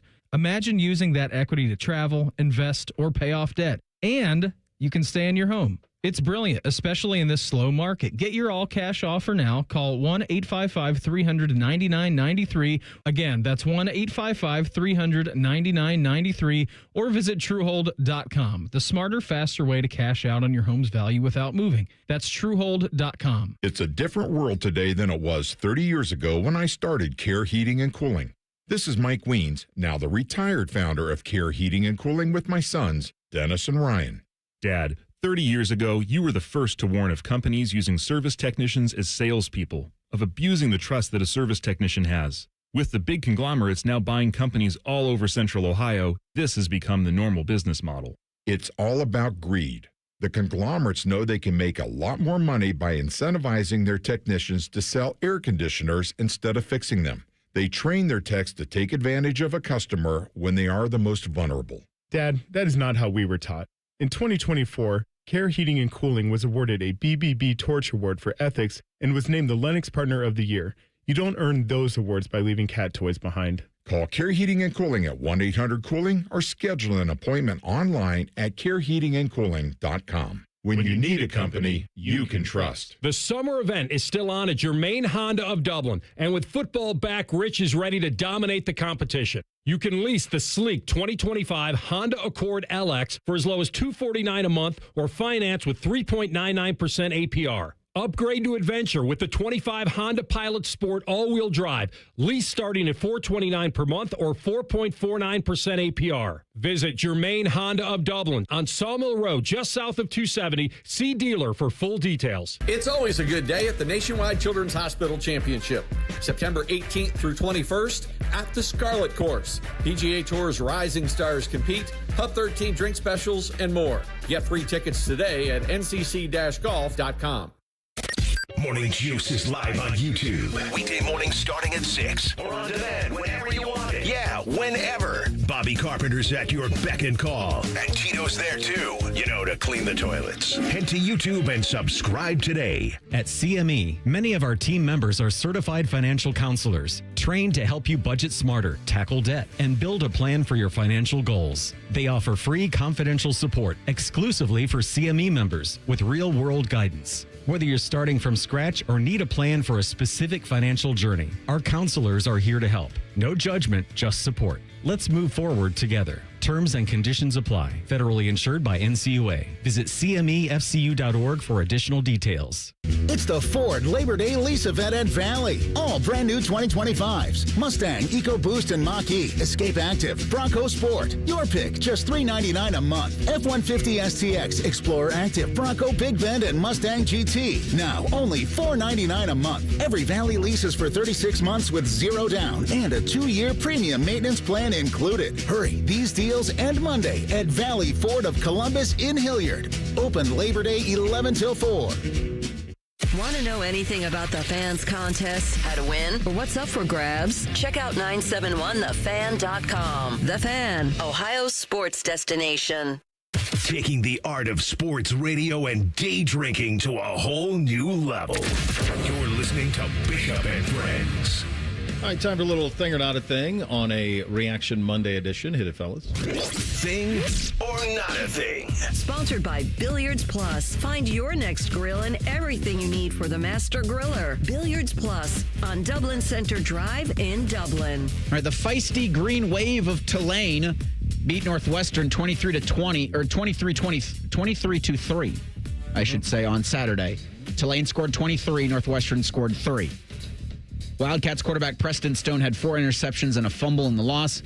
Green Wave quarterback Jake Retzlaff, Jake Retzlaff, had a passing touchdown and 113 yards on the ground with another touchdown. John Summerall is the head coach at Tulane. And after the game, he said he requested that the Green Wave wear white jerseys, the same uniforms the 2005 Tulane team wore in its first game after Hurricane Katrina, and that Northwestern denied the request, forcing them to wear the green uniforms. Summerall said, quote, "When you disrespect the city of New Orleans, you're going to run into it. I'm not trying to be a jerk, but don't disrespect the city of New Orleans," end quote. Thing or not a thing? Can I ask a question? Was this game played outside on campus at Tulane? I think it was. Yes. I'm pretty sure it was. So my hunch is that the Northwestern coach denied this because he doesn't want his team in black or purple in a southern heat and Tulane in the white. My guess is that it had nothing to do with New Orleans, but every coach has to get their guys jacked up in any way that they can. So my guess is that's what it's about. On the Preston, you mentioned that name, Preston Stone. He was the quarterback at SMU that was returning last year that they thought was going to be like their guy. He got benched early on that season for Kevin Jennings and transferred to Northwestern, and his whole thing is just falling apart. That's a brutal debut for him. Tulane with Retzlaff, I may need to reconsider. Navy looked good, but I may need to reconsider because they're a really good operation anyway, and now you put an elite quarterback in it, and look out. Bo, Northwestern tried to say it was because they couldn't do it on that short of a notice, but supposedly they got the request 13 days beforehand. Yeah, I don't buy that. I'm guessing they didn't want to wear dark colors in the sun in New Orleans because this game was in New Orleans. So I don't understand why this should be a request. I thought the home team could just do what they wanted, and then the other team had to do, work around it. I don't. In the NFL, you do. In the NFL, the home team decides. Well, that should be the way in college too, right? Like if the home team wants to wear all white, they get to wear all white. Who cares what anybody else wants? The big thing here, Northwestern, really bad. Not a great week for Northwestern after the Pat Fitzgerald stuff, and then this. Not a great week for the Wildcats. No. Caleb Downs and his brother Josh Downs host a podcast, Downs to Business, and the very first episode featured Ryan Day. During the podcast, Coach Day and Caleb told a story about his recruitment, Caleb's recruitment to Ohio State. Well, I remember the story on how it all went down, right? Yeah, for the most part. The day of, he FaceTimed me and said he was going to Alabama. It was a tough call, but I had so much respect for the way that you handled that and the fact that you were going to work with Coach Saban. And then when Coach Saban retired, he pulled the same thing with me. I don't know if you know the whole story.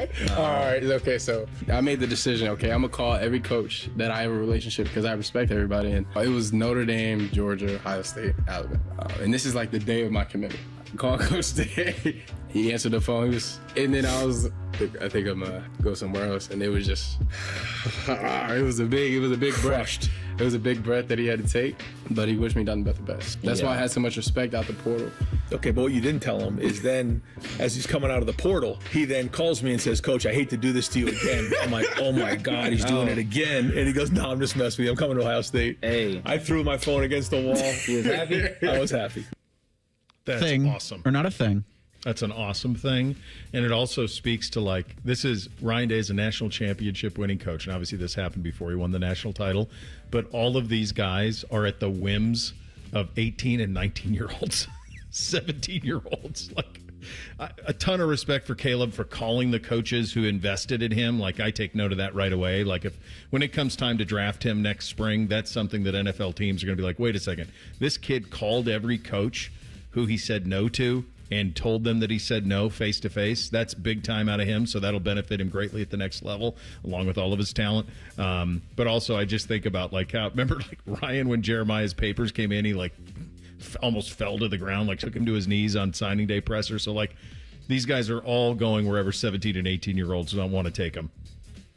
I think the thing here is don't burn bridges. And we've talked about that before with some of these kids in recruiting and coaches, vice versa, where people or fan bases or coaching staffs, whatever it was, the players, somehow they've disrespected schools or players, vice versa, in this whole process. Well, you need to do everything you can recruiting a kid out of high school, and then you need to try to keep that relationship all good, because next year you may be recruiting that player again, or you may be a kid looking for a new school again. So definitely make sure, even though a kid may choose another school, somehow you keep everything kosher with them, because you could get them later on down the road. Yeah, they've talked about that a lot in recruiting. Like, don't ever burn the bridge. Don't ever wreck the relationship. You just don't know now. You just don't know. We had talked about this earlier in the show, but I think it's worth another mention again. So Lee Corso, in his final game day, picked Ohio State to beat Texas. He also picked LSU to beat Clemson. He picked Miami to beat Notre Dame. He picked South Carolina over Virginia Tech. He picked Tennessee over Syracuse. He also picked Florida State to beat Alabama. Coach Corso, in his final episode, went 6 for 6 on picks.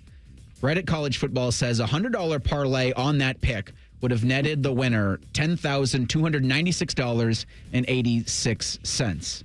Thing or not a thing? Really cool thing. Really cool thing. You forget how long he's been doing it, 30 years. You forget how much it's been a part of your Saturday. It's interesting how no matter your age, it impacts. I think about, like me in college, making sure I was up. And remember, like 2 hours difference. Like at those days, it was a 2-hour game day. That's 8 a.m. Mountain Time. So making sure I was up for the picks at the end. What helmet did he put on? What mascot head did he put on? When I've been at games where game day has been there and you're in the press box, because it's always usually right before a game, you'd want to have that conversation. Like, who did he pick? Who did he pick? Do you see who Corso picked? Like, everyone would have that. It was so cool to see him go up into the press box and everybody pay homage to him. They crushed it. ESPN crushed it. Fox crushed it with the tributes they did as well. And then Ohio State crushed it. Like, to do that and give him that stage, by the way, on a stage that is being broadcast on another network. ESPN is not a partner with ESPN, Ohio State, and they did that. That's a great job out of Ohio State and everybody up there who made those decisions. Yeah, everything about this retirement send-off for Lee Corso everybody involved has crushed it, not just ESPN, but Fox as well, and Fox showing it, everything they did at Ohio Stadium and around the shoe this weekend was awesome.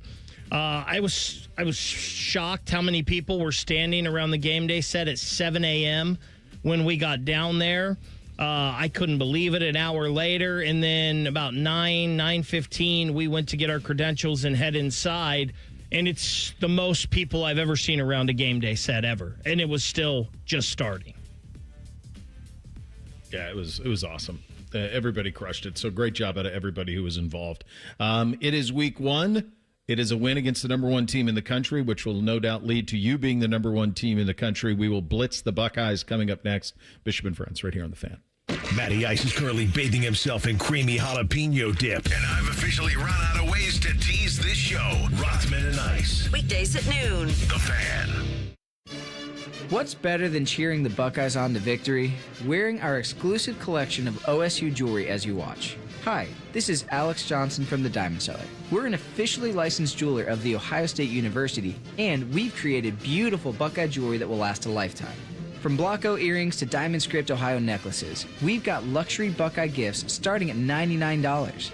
No matter where you're watching, show your Buckeye love at the Diamond Cellar, proud sponsor of Ohio State Athletics. What John Smiley, Chairman and CEO, wants you to know about First Bank of Central Ohio.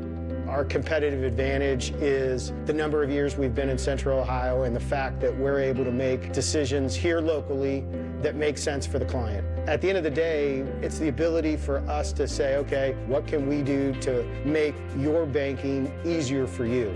Experience what it's like to be first at fbcentralohio.com. Member FDIC, an equal housing lender. Hi, I'm Coach Ryan Day, and I've seen firsthand how tough and resilient kids can be. But I've also seen the struggles that aren't always visible. Mental health challenges are real. That's why I'm proud to partner with the Kids Mental Health Foundation. Together, we're helping parents, teachers, and coaches talk to kids about mental health before there is a concern or crisis. Start making kids' mental health a part of every day with free tools and resources at kidsmentalhealthfoundation.org.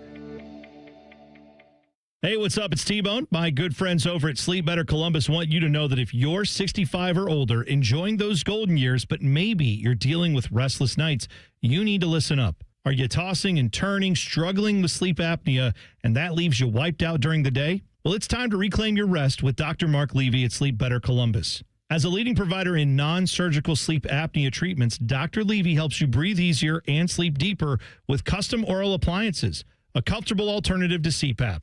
The best part is that Sleep Better Columbus is in network with most medical insurance plans and is a proud Medicare provider, so your coverage can work seamlessly with Sleep Better Columbus. And as we head toward the end of the year, don't let those benefits go unused.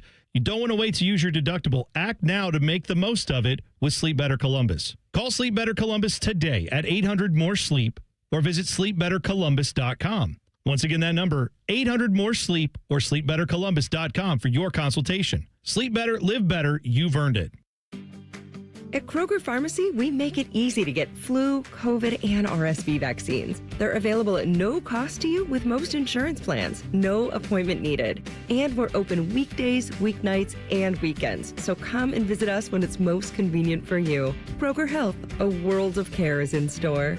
Vaccines subject to availability. No cost to you with most insurance plans. Check with your plan for eligibility. Restrictions and exclusions may apply. See site for details. Oh, could this vintage store be any cuter? Right? And the best part? They accept Discover. Accept Discover? In a little place like this? I don't think so, Jennifer. Oh, yeah, huh? Discover's accepted where I like to shop. Come on, baby, get with the times. Right. So we shouldn't get the parachute pants? These are making a comeback. I think. Discover is accepted at 99% of places that take credit cards nationwide. Based on the February 2025 Nielsen report. Get in the zone, AutoZone. Summer's almost over, but the heat is pressing on. If you've got battery trouble, stop by AutoZone for free battery testing. It may just need a charge, and we'll do that for free too. If you do need a battery, we've got options starting at just $89.99. And we'll recycle your old battery for free. Now that's a strong start. Don't miss the end of summer sale. Now at AutoZone until September 22nd. Get in the zone, AutoZone. Restrictions apply. Oh, could this vintage store be any cuter? Right? And the best part? They accept Discover. Accept Discover? In a little place like this? I don't think so, Jennifer. Oh, yeah, huh? Discover's accepted where I like to shop. Come on, baby, get with the times. Right. So we shouldn't get the parachute pants? These are making a comeback. I think. Discover is accepted at 99% of places that take credit cards nationwide. Based on the February 2025 Nielsen report. Get in the zone, AutoZone. Summer's almost over, but the heat is pressing on. If you've got battery trouble, stop by AutoZone for free battery testing. It may just need a charge, and we'll do that for free too. If you do need a battery, we've got options starting at just $89.99. And we'll recycle your old battery for free. Now that's a strong start. Don't miss the end of summer sale. Now at AutoZone until September 22nd. Get in the zone, AutoZone. Restrictions apply. Broadcasting from the Lindsay Honda Studios. Honda makes the cars, Lindsay makes the difference. Visit lindsayhonda.com. WBNS-FM, HD1 Columbus. Good morning. I'm Eric Reeser. Ohio State looks to take the top spot in the AP Top 25 when their Week 2 poll comes out tomorrow around noon. Buckeyes beat Texas Saturday 14-7 in the win. Ohio State's Julian Sain became the first college quarterback in decades to beat the number 1 team in his first collegiate start. His second start will come Saturday as Ohio State hosts Grambling State at 3:30. It's the first meeting between the two schools on the field. Hear from Ohio State's head coach twice on Tuesday. Ryan Day will hold his weekly press conference tomorrow at noon. Coach Day will then join Skip Mossett, Paul Keels, and Jim Lachey Tuesday night around 6:30 on Buckeye Roundtable. The Roundtable goes to Tuesday because of Labor Day. On the field tonight, Bill Belichick and North Carolina host TCU at 8. Hear that one on the Fan following the Buckeye Show. This update's sponsored by Roosters. Roosters is giving away 12 ultimate Buckeye experiences, tickets, sideline passes, trips to a Buckeye first-round postseason game. Register today at roosterswings.com. Football season is weird because we actually look forward to Mondays. It's Reaction Monday. Sponsored by the Roofing Guys. The Fan. The perfect show for quarter zips and khaki shorts. You're listening to Bishop and Friends. All right, final hour on a Labor Day Reaction Monday edition of the program. Time to blitz those Buckeyes. Hit it, fellas. Bishop and Friends present Buckeye Blitz. Sponsored by your Central Ohio Toyota dealers. Visit Toyota.com. Toyota, let's go places. All right, we do this well. Reese, we're going to start with you. We do this well. What do we do well? Dial it up. Matt Patricia was, as the kids say, in his bag Saturday, and hard not to be when you have a pair of linebackers like Ohio State does, some that I can't imagine what the discussion around Arvell Reese and Sonny Styles is going to be at the end of this season. But in the right moments at the right time, delayed blitzes, corner blitzes, it was a masterclass in how to coordinate a defense. Bake? Yeah, I mean, I don't know how we can say anything else but the defense here, and especially that back seven and that secondary alone. Like, I was there and I saw a lot of it from up high, and Arch just did not have a lot of open receivers to throw to all day. They did such a great job covering those Texas receivers, and they did it without much of a pass rush from the guys up front. The guys up front did a great job of containing Arch and keeping him in the pocket and not letting him get away, but they did not make him very uncomfortable. He had a lot of time to throw, and there was just no one there to do it to. Yeah, I think something's changed. Obviously, that's the correct answer, but something's changed here in the last 2, 3, 4 years in terms of the way that they develop and recruit the back end. So that's Guerreri, Walton, Laurinaitis. Like the quality of talent at the back seven and the way that it's been developed is reminiscent of when this program was at its absolute zenith, and they're there now. I think it's the best back seven in college football. It's only going to get better, and so much of it is getting the right kids here and then developing them. Think about the way Arvell Reese has been developed, how Sonny Styles has been developed. The reason wanted him as a linebacker when he was a GA. They finally got him there, and he looks like he's going to be an All-American linebacker. Like, all of those things are happening now. Won't beat Michigan/Penn State if we continue to do what, Reese? I'd say fail to generate a consistent pass rush. I don't know how much of it was you wanted to keep Arch Manning behind the line of scrimmage. You didn't want to give him space. But I think as the game went on, when you needed just to rush 4 and to have one of those guys get home, it just wasn't there as much as I would have liked it to be. This is very nitpicky. as our friend Austin Ward alluded to in the last hour. But when you rush 4, one of them's got to get home in a more consistent basis if Ohio State is to finally get that Michigan monkey off its back. Yeah, I think that's probably the correct one. I will say this, and it could have just been Texas, but I will say playing close to the vest on the offensive side of the ball. Could have been Texas. It could have been Julian Saint's first start. It could have been a lot of things. But I think Ohio State might have to open it up a little bit. We saw them play close to the vest last year at the end of November, and that did not work out well. It's one of the things that's unfortunate about that is when you play close to the vest, you're always 1 or 2 plays from being on the wrong side of it. So I think they'll need to open it up just a little bit. Yeah, and I think kind of buttressing that point offensively, we can't have a situation where our best offensive players don't have the production. Like if you would have told me that Jeremiah and Max Clare would have a total of 7 catches in this game and that somehow you would win and that they would have a total of 3 drops between the two of them, that ain't going to cut it. And I don't think it's going to be anything you're going to have to worry about. It's all going to sort itself out. I think this was specific for this game and winning the surest way possible. So I'm not worried about any of it, but it's not something that's going to be there if it's there in November, you got much, much bigger problems, and I don't think it will be. I'd like to see more of what, Reese? More of than 203 yards of total offense. It's incredible. You knocked off the number 1 team in the nation by just 203 yards. So DeBomb, I think they tried twice deep. They hit once. You got to bump those numbers. Those are rookie numbers. Listen to Texas Minister of Culture. You got to bump those numbers up, and I think they will. I'd like to see more Max Clare. And listen, Max, we've been beating your drum. They can't drop that ball. We've been beating your drum since we signed you. You can't drop that first pass in a big-time situation like that. But, yeah, I mean, I think he only had one other target after that the whole way. I'd like to see a little more of 86. Yeah, that was a kind of a brutal drop. It kind of set the tone for all of it.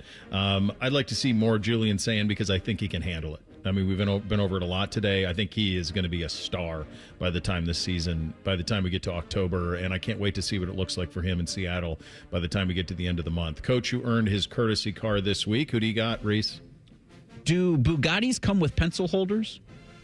Matt Patricia is the obvious choice here.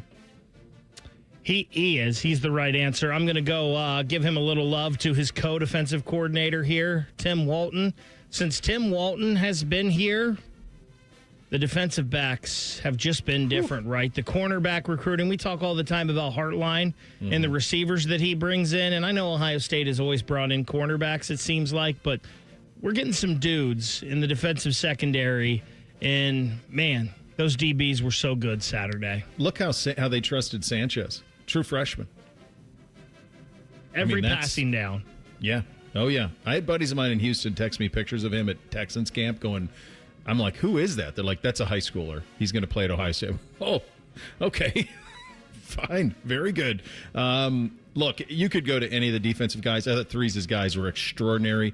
But Billy Fessler getting the quarterbacks ready to go and getting Julian to be 10 feet tall and bulletproof, because he was. He wasn't asked to play 10 feet tall and bulletproof, but the kid believed in everything that he saw. Good job on the offensive staff there. Game Ball's offense, who do you got, Reese? I know if between one of us three, it's going to be the quarterback, so I'll give some love to Carson Hinsman. It's been a heck of a journey for him at Ohio State, and I thought he, in that debut for that new offensive line, they had a lot of, snaps between those guys last season, albeit at all different spots, but I thought they looked really good on Saturday, and they'll get better from this against a Texas defensive front that's the best in the country that they will see. Yeah, like I said, Reese, they were opening up holes. They just closed quickly because that Texas defense is really fast. Bo, I'm going to leave QB1 to you. I'm going to go Carnell Tate. He also didn't get targeted much, but both of his catches, he made great adjustments. The one, he had to come back to the ball, reach over a defender and get it on the double pump. The other one, Julian was scrambling for his life. He came back to his quarterback, kept his feet in bounds. Carnell Tate, I think, is going to keep the first-round wide receiver string going here at Ohio State. Yeah, I mean, I've given Julian a lot of flowers, and he deserves all of them, but I don't think you win without C.J. Donaldson. The numbers aren't, like, eye-popping, but it's 19 for 67. It's only 3.5 a carry, but it's a 4th down and goal. Get it into the end zone. There were several 3rd downs that he got just enough to extend drives. His job was to eat up yards and most especially gobble up clock. He did both. So very good job out of him making his Buckeye debut as well. Game Ball's defense, who do you got? Reese. Again, I'm going to leave Jermaine Matthews and Orville Reese to you guys. Davison Igbinosun. 10 tackles on the day. Look, you could have picked anybody in that back 7 for the Buckeyes, but I thought he showed out really well. And since he's gotten to Ohio State, there have been, questions. Let's not draw any penalties here, IGB, and Ohio State defensively was clean. Reese, if you took my guy, I was going to pivot to IGB because he had a great game. And maybe the best thing about a cornerback is if you don't hear your name called, kind of like an offensive lineman. And he was great. It's Jermaine Matthews to me. I couldn't have had the summer I have talking about how excited I am to see this kid get a chance to start here at Ohio State. And then he comes out and gets a huge interception in the game. He was great on Saturday. Orville Reese is number 8. He's number 8. Yeah. Also, half a game ball to CJ Hicks. Think how long that kid's been waiting for that moment. And finally somebody uses him right, and it's him who gets there to arch on the big play that has to have. I just was thrilled for him as a person. Big Ten threat level. Who in the league impressed this weekend? Who do you got, Reese? I got Washington. A solid win over Colorado State. I don't think the Huskies are going to be extremely sexy in the Big Ten this season, but they're the next up for Ohio State coming off a bye. Buckeyes will likely be the top team in the country going to Seattle, playing that game afternoon, early evening. That's a team to watch out for, I think, for Ohio State, because the one thing you can't do is fall into a lull. Williams, Coleman, and Boston, pretty darn good for the Huskies. I hate to do this to you, Bo, because I know they throttled Montana State. Oh, God. But I think it's Oregon. I think the one question you had about Oregon was Dante Moore and if he was going to be the guy. And I understand the competition wasn't there, but he went out and did what he was supposed to. He looked how he was supposed to. Oregon is a team that athletically is on par with Ohio State, with Texas, with LSU, with Georgia, with all of the top teams in the country. The one question was the quarterback. I think he did a pretty good job answering it. Yeah, I didn't have many questions about Dante Moore because he had started games at UCLA. He sat for a whole year, and that's what it looked like. He honestly looked, now they're playing Montana State, so obviously the Bobcats can't go player to player with them, but just 18 of 23, the 3 touchdowns, did all of the things that were necessary. The opposite of Big Ten threat level is UCLA. You want to talk about getting bombed. Man, they're going nowhere. They hired Deshaun Foster. They paid all that money for Amalieva, although Leslie was making it Tennessee. Do you think Amalieva would like to have that back? While Aguilar's leading Tennessee to a victory against Syracuse? My guess is he probably would. You have our attention now. Actually, let's save that because we're going to do some snap judgments coming up in the next segment, what we saw this weekend. Can this team win it all, grade, Reese? Yeah, I'm sure. I think they're okay. I think they'll do all right next week against Grambling. I think you just got to let the season cook a little bit. But sure, beating Texas, the number 1 team in the country, is okay. Gonna have to avoid that week 2 slump for sure. Week 3 too. I give it an A. The only reason I don't give it an A+ is I'd like to see a little more pass rush and them open it up some on offense. I think that will come though. It's definitely they're one of the handful of teams that are a contender.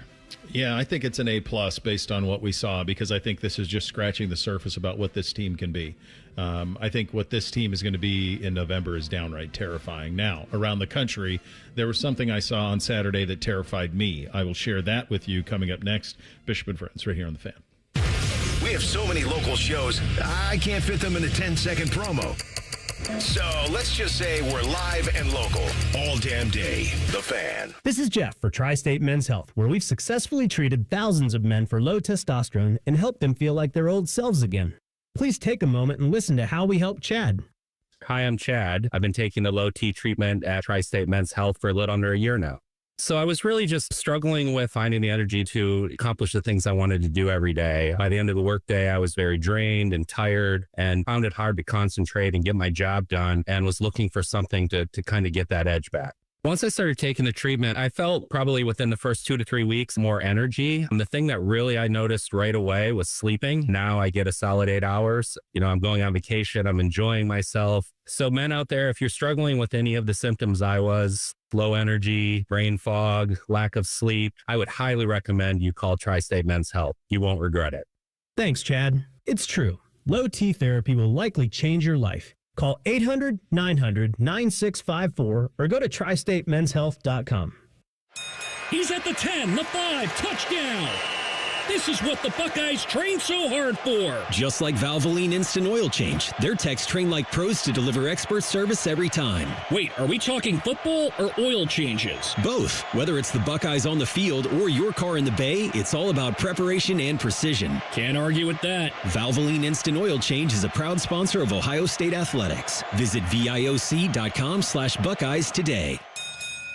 Common Man here for Weed Man. I have the greenest lawn in the neighborhood every single year. And the reason why is water and Weed Man. Good news, I'm only selling you one of them. Fall is the perfect time to improve your lawn for next year. The work you do or don't do now is directly reflected next spring. If you want a beautiful spring lawn, it starts now, not next April. Now through the end of September, mention the promo code Common Man and get a free blanket weed control with the purchase of a full program. For a free quote, go to weedman.com. That's weedman.com.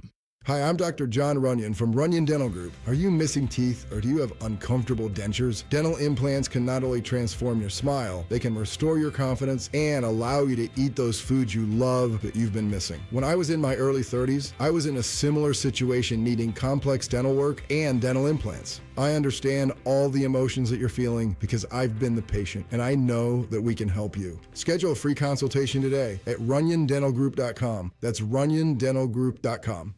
Script Ohio necklaces, Blocko earrings, Ohio State bangles, and more. You'll find an exclusive collection of luxury Buckeye jewelry you'll love at the Diamond Cellar, starting at $99. Show your Buckeye love at the Diamond Cellar, proud sponsor of Ohio State Athletics. College is great. You know what else is great? Pizza, which you can buy with your Huntington Bank debit card with the Ohio State University logo. Huntington Bank is proud to be the official consumer bank of the Ohio State University. Let's get more from money. Switch to Huntington Bank. Welcome. If only there was a radio show that constantly talked about Ohio State athletics. Well, good news. It's real, baby. The Buckeye Show. Weeknights at 6. Proud to be your flagship home of the Buckeyes, The Fan, Ohio sports destination. At the Ohio Lottery, we make Keno fun. Your way. That means you pick your wager. Will it be $1, $2, a crisp $20? Your call. Like picking your own numbers? Use any inspiration you like. Birthdays, jersey numbers, you name it. And if you don't feel like choosing, there's the Super Quick Auto Pick.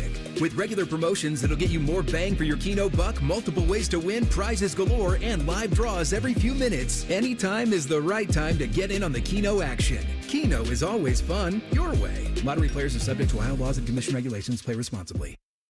Proper tree care is an investment that can lead to substantial returns and increased personal enjoyment. Hiring a certified arborist can help care for your trees and prevent storm damage. Inspections by Ohio ISA certified arborists can often find and mitigate tree defects before they fail. Only professionals with specialized knowledge and training are properly equipped to provide appropriate care. To find an arborist, visit trees4ohio.org. That's trees, the number 4, ohio.org. Fan weather. From the Logan AC and Heat Services Weather Center. We welcome in September, still feeling like summer. For Labor Day, temperatures in the low 80s with plenty of sunshine. And then for tonight, very refreshing overnight with our lows in the mid 50s. We'll get into Tuesday with plenty of sunshine and dry conditions again, and afternoon highs in the low 80s. For The Fan, I'm meteorologist Meredith Garfalo with your 10 weather impact forecast. If the sound of another man slammed against plexiglass turns you on, you've come to the right place. Proud to be your home for Jackets hockey. The Fan, Ohio sports destination. They'll offer betting advice, but don't bet on it being good. You're listening to Bishop and Friends. And the capital of Florida, Columbus High School football game of the week takes us to Gahanna Friday. The Lions host the defending Division I state champions from Liberty. Coverage starts at 6:30. Kickoff at 7 after the game. It's Byers, Subaru, Dublin. Overtime with Bake and Lee. Friday nights for high school football on The Fan. How did that one end up between Liberty and... They played Glenville, didn't they? They did play Glenville. Glenville won the game 13-7. That's how those games have been with those two schools. Yeah. I think this was the third or fourth season they had played together. It sounded like, Bo, Sincere Johnson, who is the next in the Glenville pipeline to Ohio State, just wrecked the game all night long. I've heard that from a great many people, that he's good. He's a ridiculous dude.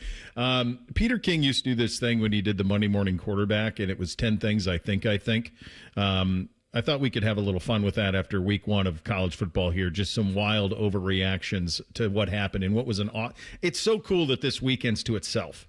That all of these games, you have the NFL, like you can just watch all the college football. It's all there. It starts Thursday, goes all the way through tonight. You got North Carolina and TCU. This isn't going to make a great many of you happy. It didn't make me happy to watch. We're going to have to deal with Bryce Underwood. Now, they played New Mexico, and New Mexico's not very good. And Michigan's approach was so-so at best in terms of the way they went about their business. But that kid is a dude in a big way. It's stunning how big he is in juxtaposition to everybody else on offense. He had a couple of balls. The ball comes out so quick. It's so accurate. Like, he's a real one. And for $12 million, he better be. And you understand it's against lackluster competition, but with the understanding that he's going to get better and better, provided they coach him up properly, he's going to be someone we're going to have to deal with for the next 3 years. And it's going to be something. His dual threat ability, his size, and his arm strength jumped off the screen. It just oozed everywhere. So that jumped out to me. The other thing that really jumped, did either of you guys happen to see any of the Michigan game? Yeah. I watched the first half of it, and I think you're absolutely right. I think Underwood, I was impressed, I guess. I mean, the standard is this is a $10.5 million quarterback, and he looked like that. Michigan, that didn't impress me a whole lot. No. It's Nevada. Let's see how they do against Oklahoma. It wasn't even Nevada. It was New Mexico. New Mexico, thank you. It was Penn State beat Nevada. Yeah, that's all. Penn State got They beat Nevada. A team out west. They beat them badly. They should have. Yeah, I mean, Michigan wasn't anything. I mean, they didn't even cover, which I believe we had that. But just from the standpoint of, that kid, he checks the boxes. And what he's going to be at the end is pretty great. Like, his arm talent it's elite. I had heard, maybe it was Dave Biddle, said that the numbers weren't great, but Underwood looked the part. Like, it didn't look too big for him. Kind of like saying, and you see him get in the game, and you're like, yeah, he can handle this. That's kind of what Biddle said. Like, yeah, Underwood's going to be fine. Yeah, and it's one of those things with, if you didn't watch it, if you just pulled up the box score, you wouldn't think anything. But if you actually watched it, he was well ahead. The other thing that was an attention getter to me, and it's probably the most startling result of the weekend, was Florida State bullying Alabama. I mean, legitimately bullying them. Feinbaum was already on, and he'll join us on Thursday. We're going to get some crow for him to eat. Oh, boy. But he was already on Get Up this morning talking about Alabama should bring back Saban. Well, of course they should bring back Saban, but I don't think Saban wants the job. And I don't think Kalen DeBoer forgot how to coach, but his messaging is not landing with the kids on that team because they're the more talented team, and they got bullied on both lines of scrimmage by Florida State. They could not tackle Castellanos at all. He ran his mouth all summer and then backed it up in a big way. What Florida State had into this year coming off of people were like, well, why are they storming the field? Dude, that Bama team is what kept them out of the playoff 2 years ago undefeated. They went undefeated at Florida State, and that Bama team made the playoff instead of them. That was 2 years of frustration that was coming out. In addition to that, they renovated their stadium in a big way, and that's not an old stadium. That stadium was completed in the mid-'90s, and they renovated it in a very, very big way. They had a lot on that. They're coming off a 2-10. They needed it. They didn't need to beat Alabama, but they had to play respectable. They were, what did it end up, 13.5 points?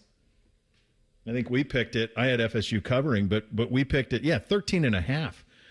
Was the line, home dogs, and they won by 14 and punched Bama in the mouth. That jumped out to me as well.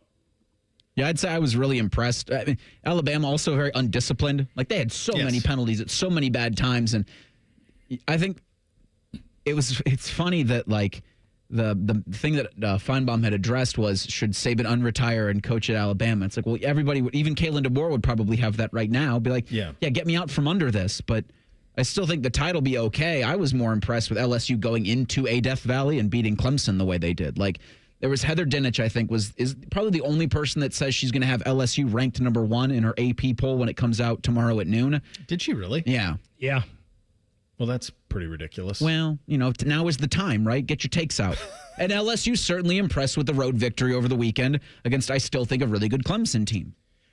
But nobody had a better weekend than Ohio State beating Texas. That's a bold move by Dinich after Ric Flair called out Paul Feinbaum and said Dinich was way better than him for her to do that. She should have just stayed status quo and in the Nature Boys' good graces. I'm with you, Reese. I think what I saw from LSU, and again, the LSU offensive line, to me, was what was so impressive because Clemson has 2 projected top 10 guys on that defensive line for them. And I was just super impressed with what LSU and their offensive line did in that game against Clemson. Despite, in the beginning, Brian Kelly trying to be Brian Kelly and get in the way a little bit, I thought they were super impressive. Bo, I do not understand, by the way, why points are a bad thing in football nowadays. Why do we, like, I don't know. Even Texas, they had a chance to kick 2 field goals, and then they could have gone for 2 and tied the game later. I just think a lot of times in football now, we coach for what might happen instead of right now, and putting points on the board matters. For sure it does. And I think sometimes you got to read the room a little bit and just kind of understand that this game's not going to be a typical game and points are going to be at a premium. I think that's the thing you're paying attention to. Yeah, big picture, I think when you walk away from this first weekend, you say, Ohio State, and Texas is right there. Ohio State, Texas, LSU. I was very concerned with the veteran as Clemson is. I was really surprised that they didn't, of their approach. I thought that they would be, look, man, like you got the 4th-year starting quarterback back, let's go, all of those things. And their approach, I thought, was very pessimistic. So that was disappointing what Clemson did. You're right on LSU's ability to protect Nussmeier was pretty good, but that game was there for Clemson to take. The other thing that jumped out to me was the game last night. Miami's got a quarterback.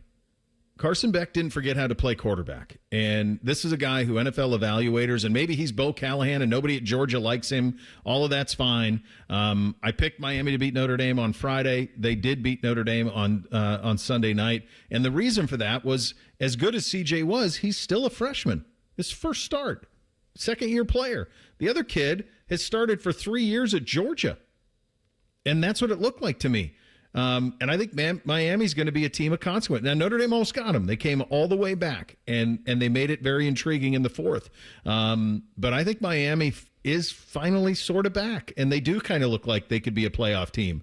Not back to the sense of Sean Taylor running through that door, Ed Reed, or any of that stuff, but just from the perspective of, to me, Miami and Clemson look pretty similar in terms of their approach. And I thought Beck looked better than Klubnik did in the way that the 2 games were played against very similar competition between LSU and Notre Dame. We'll get Bill Bender's take on all of this in 2 minutes. Bishop and Friends right here on The Fan. Right now in Washington, there's a fight going on to make life more affordable and bring back American jobs. Some play politics and some want to get things done. Senator John Husted is cutting through the noise, putting Ohio first. The new tax bill delivers for working families and helps small businesses hire and grow right here in Ohio. Tell John Husted, keep fighting for Ohio families and small businesses. Paid for by Senate Opportunity Fund. Week number 1, it all starts now, and every touchdown brings you closer to a payout with DraftKings Sportsbook, an official sports betting partner of the NFL. New customers, this one's for you. You bet just $5 and get $300 in bonus bets. Poof, instantly. Plus, grab over $200 off NFL Sunday Ticket from YouTube and YouTube TV. Gotta love that quad box, right? Your season starts now. Download the DraftKings Sportsbook app and use code TheFan971. That's code TheFan971 to get $300 in bonus bets instantly when you place your first bet of $5 or more. Plus, over $200 off NFL Sunday Ticket from YouTube and YouTube TV. In partnership with DraftKings, the crown is yours. Gambling problem? Call 1-800-GAMBLER. 21 plus. Ohio only. Eligibility restrictions apply. Bonus bets expire 7 days after issuance. See sportsbook.draftkings.com/promos. NFL Sunday Ticket offer for new subscribers only and auto renews until canceled. Digital games and commercial use excluded. Restrictions apply. Additional NFL Sunday Ticket terms at youtube.com/go/NFL Sunday Ticket/terms. Limited time offer. Hey, Buckeye fans. As the official wing sponsor of Ohio State Athletics, Roosters is kicking off an incredible giveaway you won't want to miss. This football season, we're giving away 12 ultimate Buckeye experiences. 3 drawings, 12 winners with prizes including tickets, sideline passes, and 3 trips to a Buckeye first-round postseason game. Go to roosterswings.com to register and see all the details. 3 drawings, 12 amazing prizes. Register today and every day. Roosters, a fun, casual joint. The Fan Guest Hotline is sponsored by Carpenter Heating, Cooling, Plumbing, and Electric, and Bryant, doing whatever it takes to keep your home comfortable. The Fan. Sports conversation that's worthy of a toast, or at least a stiff drink. You're listening to Bishop and Friends. Oh, boy, this is a real treat on a Labor Day Reaction Monday. Our good buddy Bill Bender, college football at the Sporting News, joins on the Bryant Heating Cooling Systems Fan Guest Hotline. That was sure fun, wasn't it? We got one more today. I love how college football owns this weekend, pal. You know what? As Ryan Day said, the story, not just of that game, but I think of the weekend, was defense. Ohio State's defense, Miami's defense at the end of the game last night, LSU's guys flying around in these top 10 games. It's, I looked at it, those 3 teams that won combined to allow less than 300 yards of offense. So, you and I know that old saying the old-timers like to say about offense puts tickets in the stands. We know how to finish it. Yes, they do. And, I thought it was kind of everything college football can be was right here with that game between Ohio State and Texas. Mount Rushmore programs, Cadillac programs, all of that. Last game for Corso, all of the star power on the field, all the star power on the sidelines. It kind of had everything. You've seen a lot of big ones, and obviously it's the Super Bowl first, so it's a little weird because you have a whole season and these teams are going to be drastically different. But to me, Saturday here at noon was kind of like college football flexing in a way that only it can. What a special environment, and depending on that whole scene, I typically don't go down for very long before a game, and then go back up to the press box. But I made sure to go down and soak all of what you just said in. Matthew McConaughey giving the Ohio State student section the hook 'em, and Mac Brown and Jim Tressel talking with each other before the game. You just take all that in, and I mean, for my money, and I've been to a lot of games there, that was as loud and as disruptive as an environment could be for a noon game at Ohio Stadium. You got to give it, like Ryan Day did, you got to give it to the fans there. They brought it. Yeah, I talked to somebody who played in the 05 game and was at the game on Saturday, and they kind of echoed that. So your sentiments are well-founded by people who are at both, my friend, in terms of going all the way back to 05 with the Texas game at night. All right, on the field, I didn't know I knew that you're replacing 8 starters on defense. I knew that the talent was there because you can see it with your own eyes, but you know how to be implemented. Matt Patricia, with this talent, is going to be a problem, Bill. What did you see on that side of the ball from the Buckeyes? Well, it's what I know how to see and what Steve Sarkisian couldn't see, the way that they disguised their coverages and made some creative blitzes. There was a couple with the linebackers up the middle. When you have Reese and Styles playing at the level that they were playing, Matthews had a really good game at corner. He can be creative. And we've talked about this before. Like, Ohio State, when you have 4- and 5-star guys that are going to end up in the league, you should play an NFL-style defense. Why wouldn't you? And they can grasp those concepts and all that. So, and on the other end, you got to give credit. Texas's defense is really good, too. I mean, They were nasty. I can't remember somebody holding Ohio State to like less than 250 yards ever. I mean, they were really good, too. From my perspective, I thought Sand could have handled more, but it wasn't required to win. What was your kind of view of the Buckeye signal caller making his first start? Yeah, there was a sequence in the first half where they ran it 6 straight times and just kind of plowed it in old school way. And and Coach Day said that as much afterward. He said, we could have opened it up a little more, but Brian called a good game, and both coordinators get a passing grade. And it is a game of college football. I've used this analogy. I've seen rounders too many times, but this was the first big pot, and you rake that in, and LSU raked one in, and Miami raked one in, and that's going to show up later in November. You're dang right it is. I mean, what a metric point for Ohio State now and Ryan Day. You got to win over the number 1 team in the country in your back pocket. Like, you want to talk about a buffer. And conversely, I don't think Texas should be harmed at all by the loss. And I hope the committee's smart enough to reward them for playing the game, Bill. I'm dubious to think that they will be, but I don't think Texas should be penalized. I don't think Clemson should be penalized.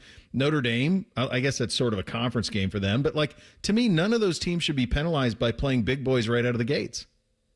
Yeah, and, we're piling on Arch now, but he's a victim. The way I would phrase it, he's a victim of our creation. Yes. We want him to be so good because he's named Manning and he's a 5-star, and we want to pile this hype on him. He had a rough day, no question. He said he was very erratic. It started with the first throw. I mean, he had the one. DeAndre Moore wide open. So I think they have 3 weeks to figure it out with the talent that they have, and Arch Manning will be fine. He's not superhuman. He's not any of those things. He's just Arch Manning. And I would go the other way. I think we're going to see a lot more of development out of him, and he's going to be just fine. I'm sure we said, you go look at the newspapers, we probably almost certainly said the same thing about Peyton Manning when he played against Alabama for the first time. Yeah, I think the problem is we live in a world that is, it's black or white. There's not a whole lot of nuance, right? So just in the same way as I think Arch Manning's going to be more than fine. By the way, I thought the 2 throws in the fourth quarter, the touchdown and then the one on the far sideline, Bill, were elite throws. And yes, he'll be fine. Texas is going to be fine. The others I'm not certain about. I'm not certain about Alabama being fine. Because if you watch that game, I watched all of it, they were bullied.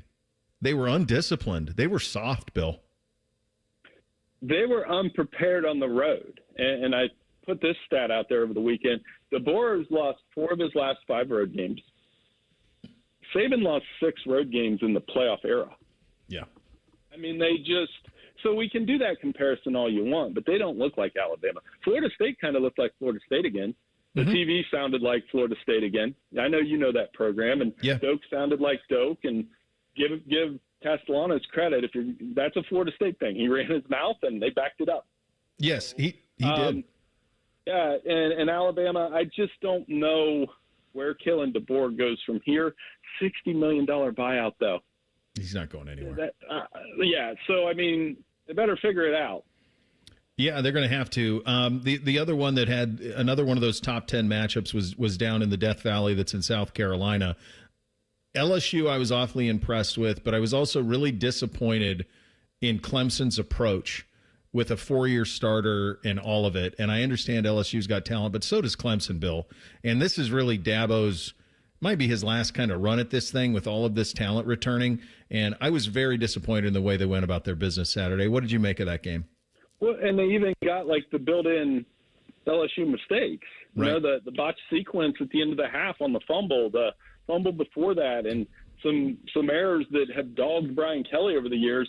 It is a bad loss for Clemson, especially on a weekend where Florida State flexed and then Miami flexed last night. And I bet if you gave Jim Phillips some truth serum and said, "Hey, which 2 programs do you want to be awesome?" And if an ACC commissioner didn't say Florida State and Miami, you'd start to wonder what was going on. Yes. But LSU's defense is fast. It's furious. He's got the talent. He's got a veteran quarterback. And for as much as we like to use Brian Kelly as a human punching bag, you got to give him some credit on that one.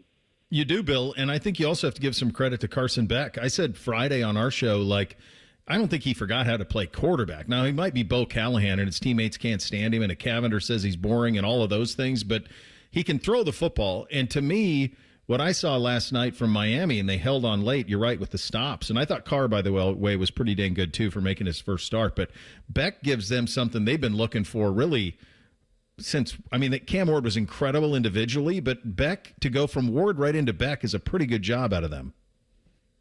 And not to get in a wormhole, but Bo Callahan never threw that much at Wisconsin. You can't tell me that. For us movie nerds, there's no way Wisconsin had a quarterback throwing that much. And then and then Carson Beck, obviously, he played within himself, and Malachi Toney had a good game. They looked like I hate it when we do the thing of like the U is back. I understand all that, but they look like a confident team around Carson Beck, who's a veteran. And I noticed most that they've got it in the trenches. They've got really good tackles, and Ruben Bain on the defensive side is a problem. So they could win the ACC. I can say that. They've never done it, but they could do it. Bill, is there? We've talked about kind of all of the big headlines. Is there something else, a player, a coach, a result that caught your attention in week one that we haven't discussed? Getting beat by South Florida, of all things. That was right off the go early, and South Florida plays Florida this week. So I'm wondering, okay, can they go beat them? And I know that's a little off the radar, but Alex Golish, obviously, we're familiar with him around here. They could be a team that could make it interesting against the Gators on Saturday and beyond, because the group of 6 or 5, whatever you want to call it, Boise State lost, Army lost, UNLV's looked just okay. I think it's pretty wide open for that spot. My Bobcats could not pull it out against Rutgers. That was disappointing. They gave it a go, though, man. They gave it a go. They were in the mix. Yeah, no, they did. It was, look, this is, and it's fun because we've got a fun one tonight. I guess I'll get you out of here on this one. What do you expect tonight for TCU and North Carolina? A lot of camera shots of trying to find Jordan, of Jordan, his girlfriend, and Michael Jordan. He's going to be there, and Lawrence Taylor, and, star-studded affair. I want to see, Bill Belichick was so good at taking away somebody else's best player in the NFL, and Antonio Brown, Ocho Cinco, whoever. Can he do that at the college level? What kind of schemes does he cook up that makes life difficult for Josh Hoover tonight? If North Carolina wins, make no mistake, all the reactions we've talked about, that will be the first thing on First Take tomorrow morning. Oh, yeah, for sure. Yeah. No, it's set up for them. It's a nice opener. TCU's frisky, too, so I'm excited to see how that one goes, and then away we go. It was a beautiful way to kick it off. No better way to kick off Reaction Monday than to have you on, brother. Thank you so much for your time. Greatly appreciate you. Bo, you're the best, man. Have a great week. I'll talk to you guys soon. There he goes, the great Bill Bender, college football at the Sporting News on the Bryant Heating and Cooling Systems Fan Guest Hotline. 3 things on a Reaction Monday up next. Bishop and Friends right here on the Fan. Eggland's Best, the only eggs with more fresh and delicious taste, plus superior nutrition. Eggland's Best, better taste, better nutrition, better eggs. The Daily Ryan Day Show is brought to you locally by your Central Ohio Toyota dealers and by Hyde Park Prime Steakhouse on the Fan, Ohio's sports destination. This is the Ryan Day Show, brought to you statewide by Safe Light Auto Glass. Joined by Ohio State head coach Ryan Day after the Buckeyes beat number 1 Texas. Coach, how did this team get it done today? Well, we just had a mindset that, we felt like we wanted to try to control the ball on the ground. We knew that, defensively that we had a good game plan going in, but we had to go play. We had a lot of guys who are unproven, and, we wanted to go see them play, and we felt like early on we were going to be in a little bit of a sparring match, come in at halftime, figure out what you got. We felt like, we were in control of the game at halftime. We didn't really like the way we played in the first 4 minutes. Could have done a little bit better job there, but we just kept fighting, kept swinging, and I thought, again, everybody played hard and find a way to win. And that's the only goal for week 1, especially against a team like this. When did you know the ground game could win the game? Well, it wasn't just a ground game, but we knew that we could keep control of it. Just watching, each drive, when you go over and watch the iPad, we were blocking them. I do think we missed a few runs, but I thought we ran hard as well. But, we also need to throw the ball down the field to get that second score, which is a big-time throw and catch. So that'll continue to open up as the season goes on. We wanted to establish the run and set the tone in this first game. We'll have a final comment with Coach Day after this. Hi, this is Paul Keels. This Buckeye season, don't let a broken windshield ruin your game plan. Safelite Auto Glass makes it easy to get your windshield fixed with their mobile glass shops all over Central Ohio. They can come to you anywhere, giving Buckeye fans more time for game time. OH? Man, I love that. Schedule at safelite.com. Safelite Auto Glass is a proud sponsor of Ohio State Athletics. Safelite repair, Safelite replace. Buckeye fans, choose chill. Coors Light is cold lagered, cold filtered, and cold packaged for a smoother finish. It's got that crisp, refreshing taste that makes those moments when you choose to rise above the noise and choose chill even better. Coors Light is a proud sponsor of Ohio State Athletics, so crack one open and take a sip. Coors Light, choose chill. Celebrate responsibly. 2025 Coors Brewing Company, Golden, Colorado, beer. At Ohio State, we are the never afraid to innovate teams and the improve people's lives teams. Together, we are the Ohio State University. Coach Day, C.J. Hicks, Jermaine Matthews Jr. specifically, they've waited for moments like these. How special was it to see what they did today? Well, that's what college football is all about. Guys who hang around and continue to grow and develop and build, and everyone always thinks it's going to come right away, and that's not how it goes. It takes a lot of hard work, and those guys have hung in there, and I'm proud of them. What a great start. This is the Ohio State Sports Network from Learfield. Keep your summer fun going at Toyota's National Sales Event. Now through September 2nd, get a stylish new 25 Corolla with 4.99 APR financing or 5.99 on Corolla Hybrid. Excludes Corolla Cross and GR Corolla. Or lease a gas-powered Corolla LE for $199 a month for 36 months with $36.99 due at signing. With approved credit through TFS. Tax, title, and license extra. Call 1-888-36-TOYOTA for details or go to Toyota.com. Toyota, let's go places.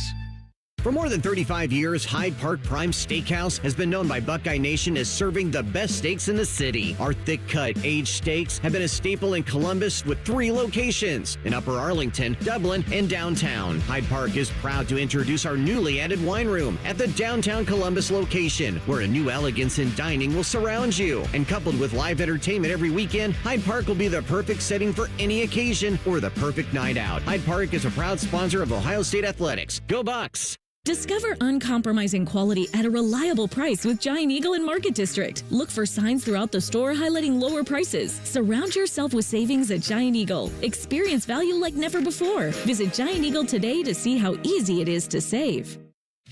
Bet365 is paying out before the final whistle. Check out Bet365's unrivaled early payout offer. When you bet on the team to win and they take a 17-point lead, you get paid no matter the final score. Forget the final whistle and start counting that cash. Hold up, you get early payout on parlays too. Download the app and see why it's never ordinary at Bet365. Gambling problem? Call 1-800-GAMBLER. 21 plus only. Must be physically located in Ohio. T&Cs apply. Get your air conditioner fixed fast. Call Care Heating and Cooling. 1-800-COOLING. Bishop and Friends is sponsored by Diamond Seller, your true jeweler for over 75 years. The Fan, Ohio sports destination. Drink recommendations, movie reviews, sports discussion, or whatever the hell Reeser does. This is Bishop and Friends. All right, Reese, what do you have in the poll today? I am going to try to play devil's advocate here, thinking that our own Bodie Wells may still be inebriated from last night's Notre Dame-Miami game, because this fan poll is a doozy. It asks, whose NBA career would you rather have had, Buddy Hield or Jeremy Lin? This isn't real life, right? That's not real. This can't be. Why? That's what it says at 971 The Fan. You got Baker in the cream rises to the crop. I mean, like in a Mott shirt, you're giving us NBA. I'm not. I'm just reading the thing. This is not on me. Polls. Normally, I would It's say, Labor Day. Oopsie daisy. On Reaction Monday, for God's sakes. You give me Buddy Hield. You can't put this on the captain. Don't do this to Bodie Wells. Yep. This had to be Thidoff. No, I think this is. I don't know if Thidoff knows how to do a Twitter poll. We could have told him what to put. We could have, however, we did not. Who produced Bone and Tyvis. So Dylan does Bone and Tyvis, but I don't think he has responsibilities for the fan poll. And if Dylan's doing NBA, it's all LeBron. So we're all over the place because Fish is out. Get better, Fish. We need you back here so that things like this don't happen. Yeah, this is. I mean, you're out a couple of days, and next thing you know, we're doing NBA polls. All right, we'll answer the question then. Whose NBA career would you rather have? What are you, a cop telling us what to do? I'm the captain. Not answering. Must listen to your captain. You don't have a mustache. You're not fooling me. Not yet. All right, 3 things on a Monday. Go ahead. 1, 2, 3 things. Sponsored by Buckeye Lake Marina, Central Ohio's largest selection of new and pre-owned boats. Find your next dream boat at BuckeyeLakeMarina.com. All right, number 1 for me. So NBC was doing this thing Saturday during the game where he was acting like he was rooting for Texas to stick it to try to rage bait the two littles. And I knew what he was doing. I was well aware. He's 13. He's a jerk, and this is what jerks do. So I knew he was trying to rile them up, and he kept like saying little things. It lasted for a little while, about a quarter. And I'm like, I'm not doing it. And then the scene in Step Brothers where Dale says to his dad, maybe she's been with the old bull and got to look at the young calf. And then the dad just loses it. That was me. There was a point that I just lost it. Kindly leave. Get out. I'm just messing with them. Ha ha ha ha. I win. Okay, fine. But leave. Get out. Let's just... Punk. In that situation, I guess I'm going to make a question. My first thing, in that moment, can you sentence him to labor? I said leave and leave your phone. Yeah. So that's, for their generation, that's essentially a Siberian death camp. Right. Do you just hand him a shovel or a sledgehammer and you say, find a rock and go hammer it? Go rake the lawn. First thing for me, this was our guy Threes at the Skull Session on Saturday, and man, does he just get it. Give it up one more time for the best damn band in the land.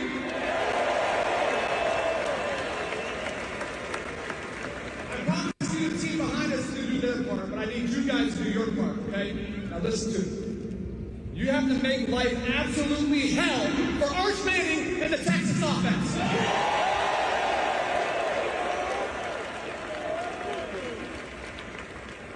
If you leave Ohio Stadium today with any voice, then you are dead wrong. Do you understand me? This is our culture versus their culture. This is SEC football versus Big Ten football.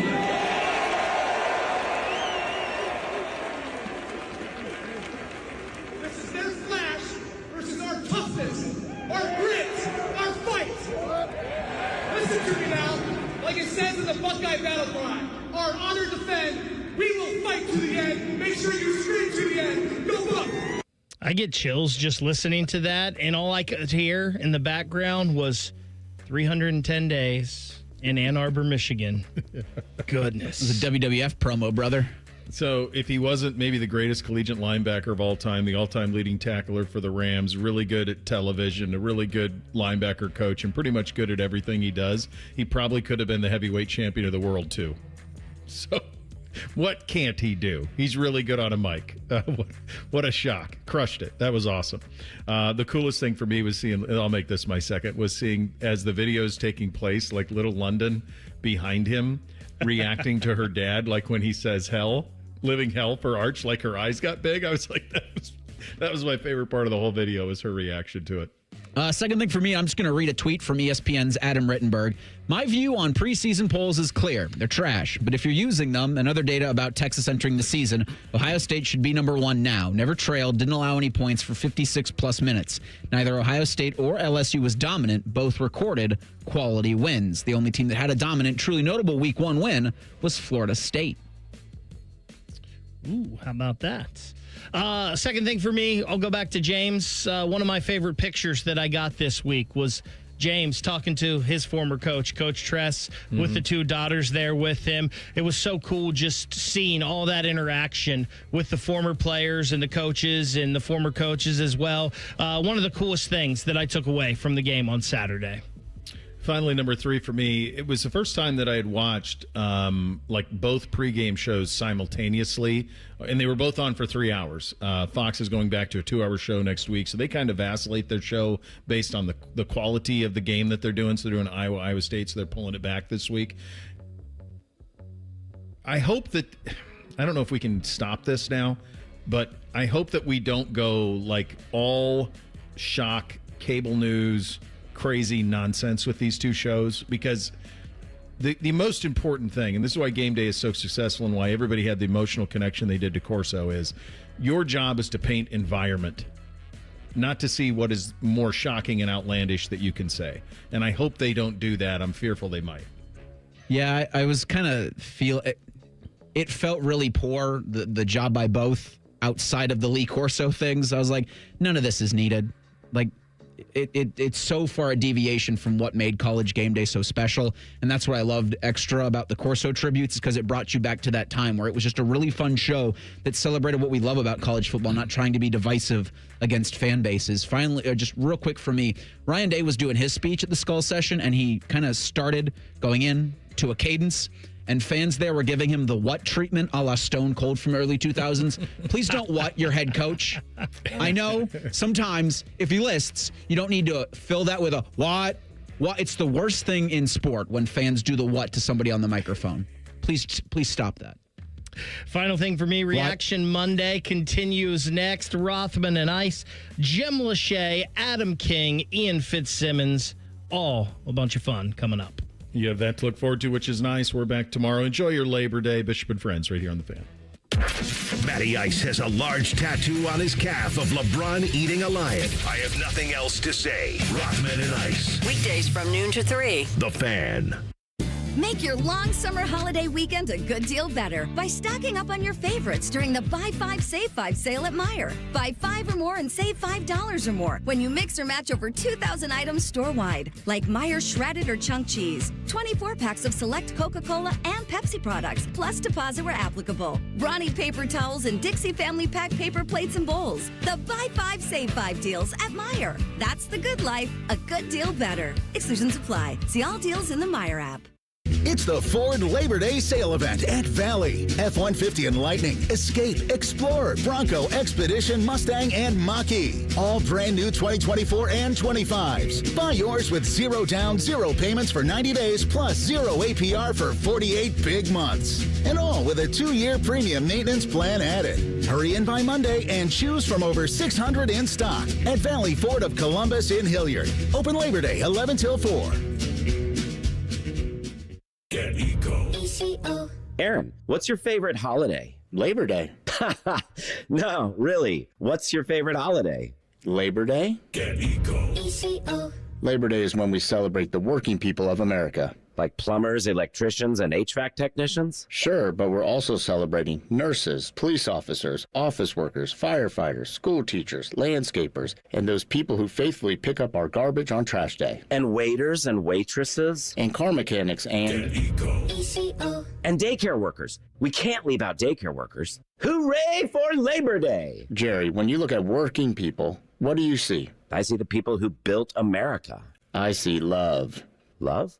Love with its sleeves rolled up. Wow. Working people are the people who take care of everybody. Labor Day is when we celebrate the working people who built America and keep it strong. Happy Labor Day, everyone.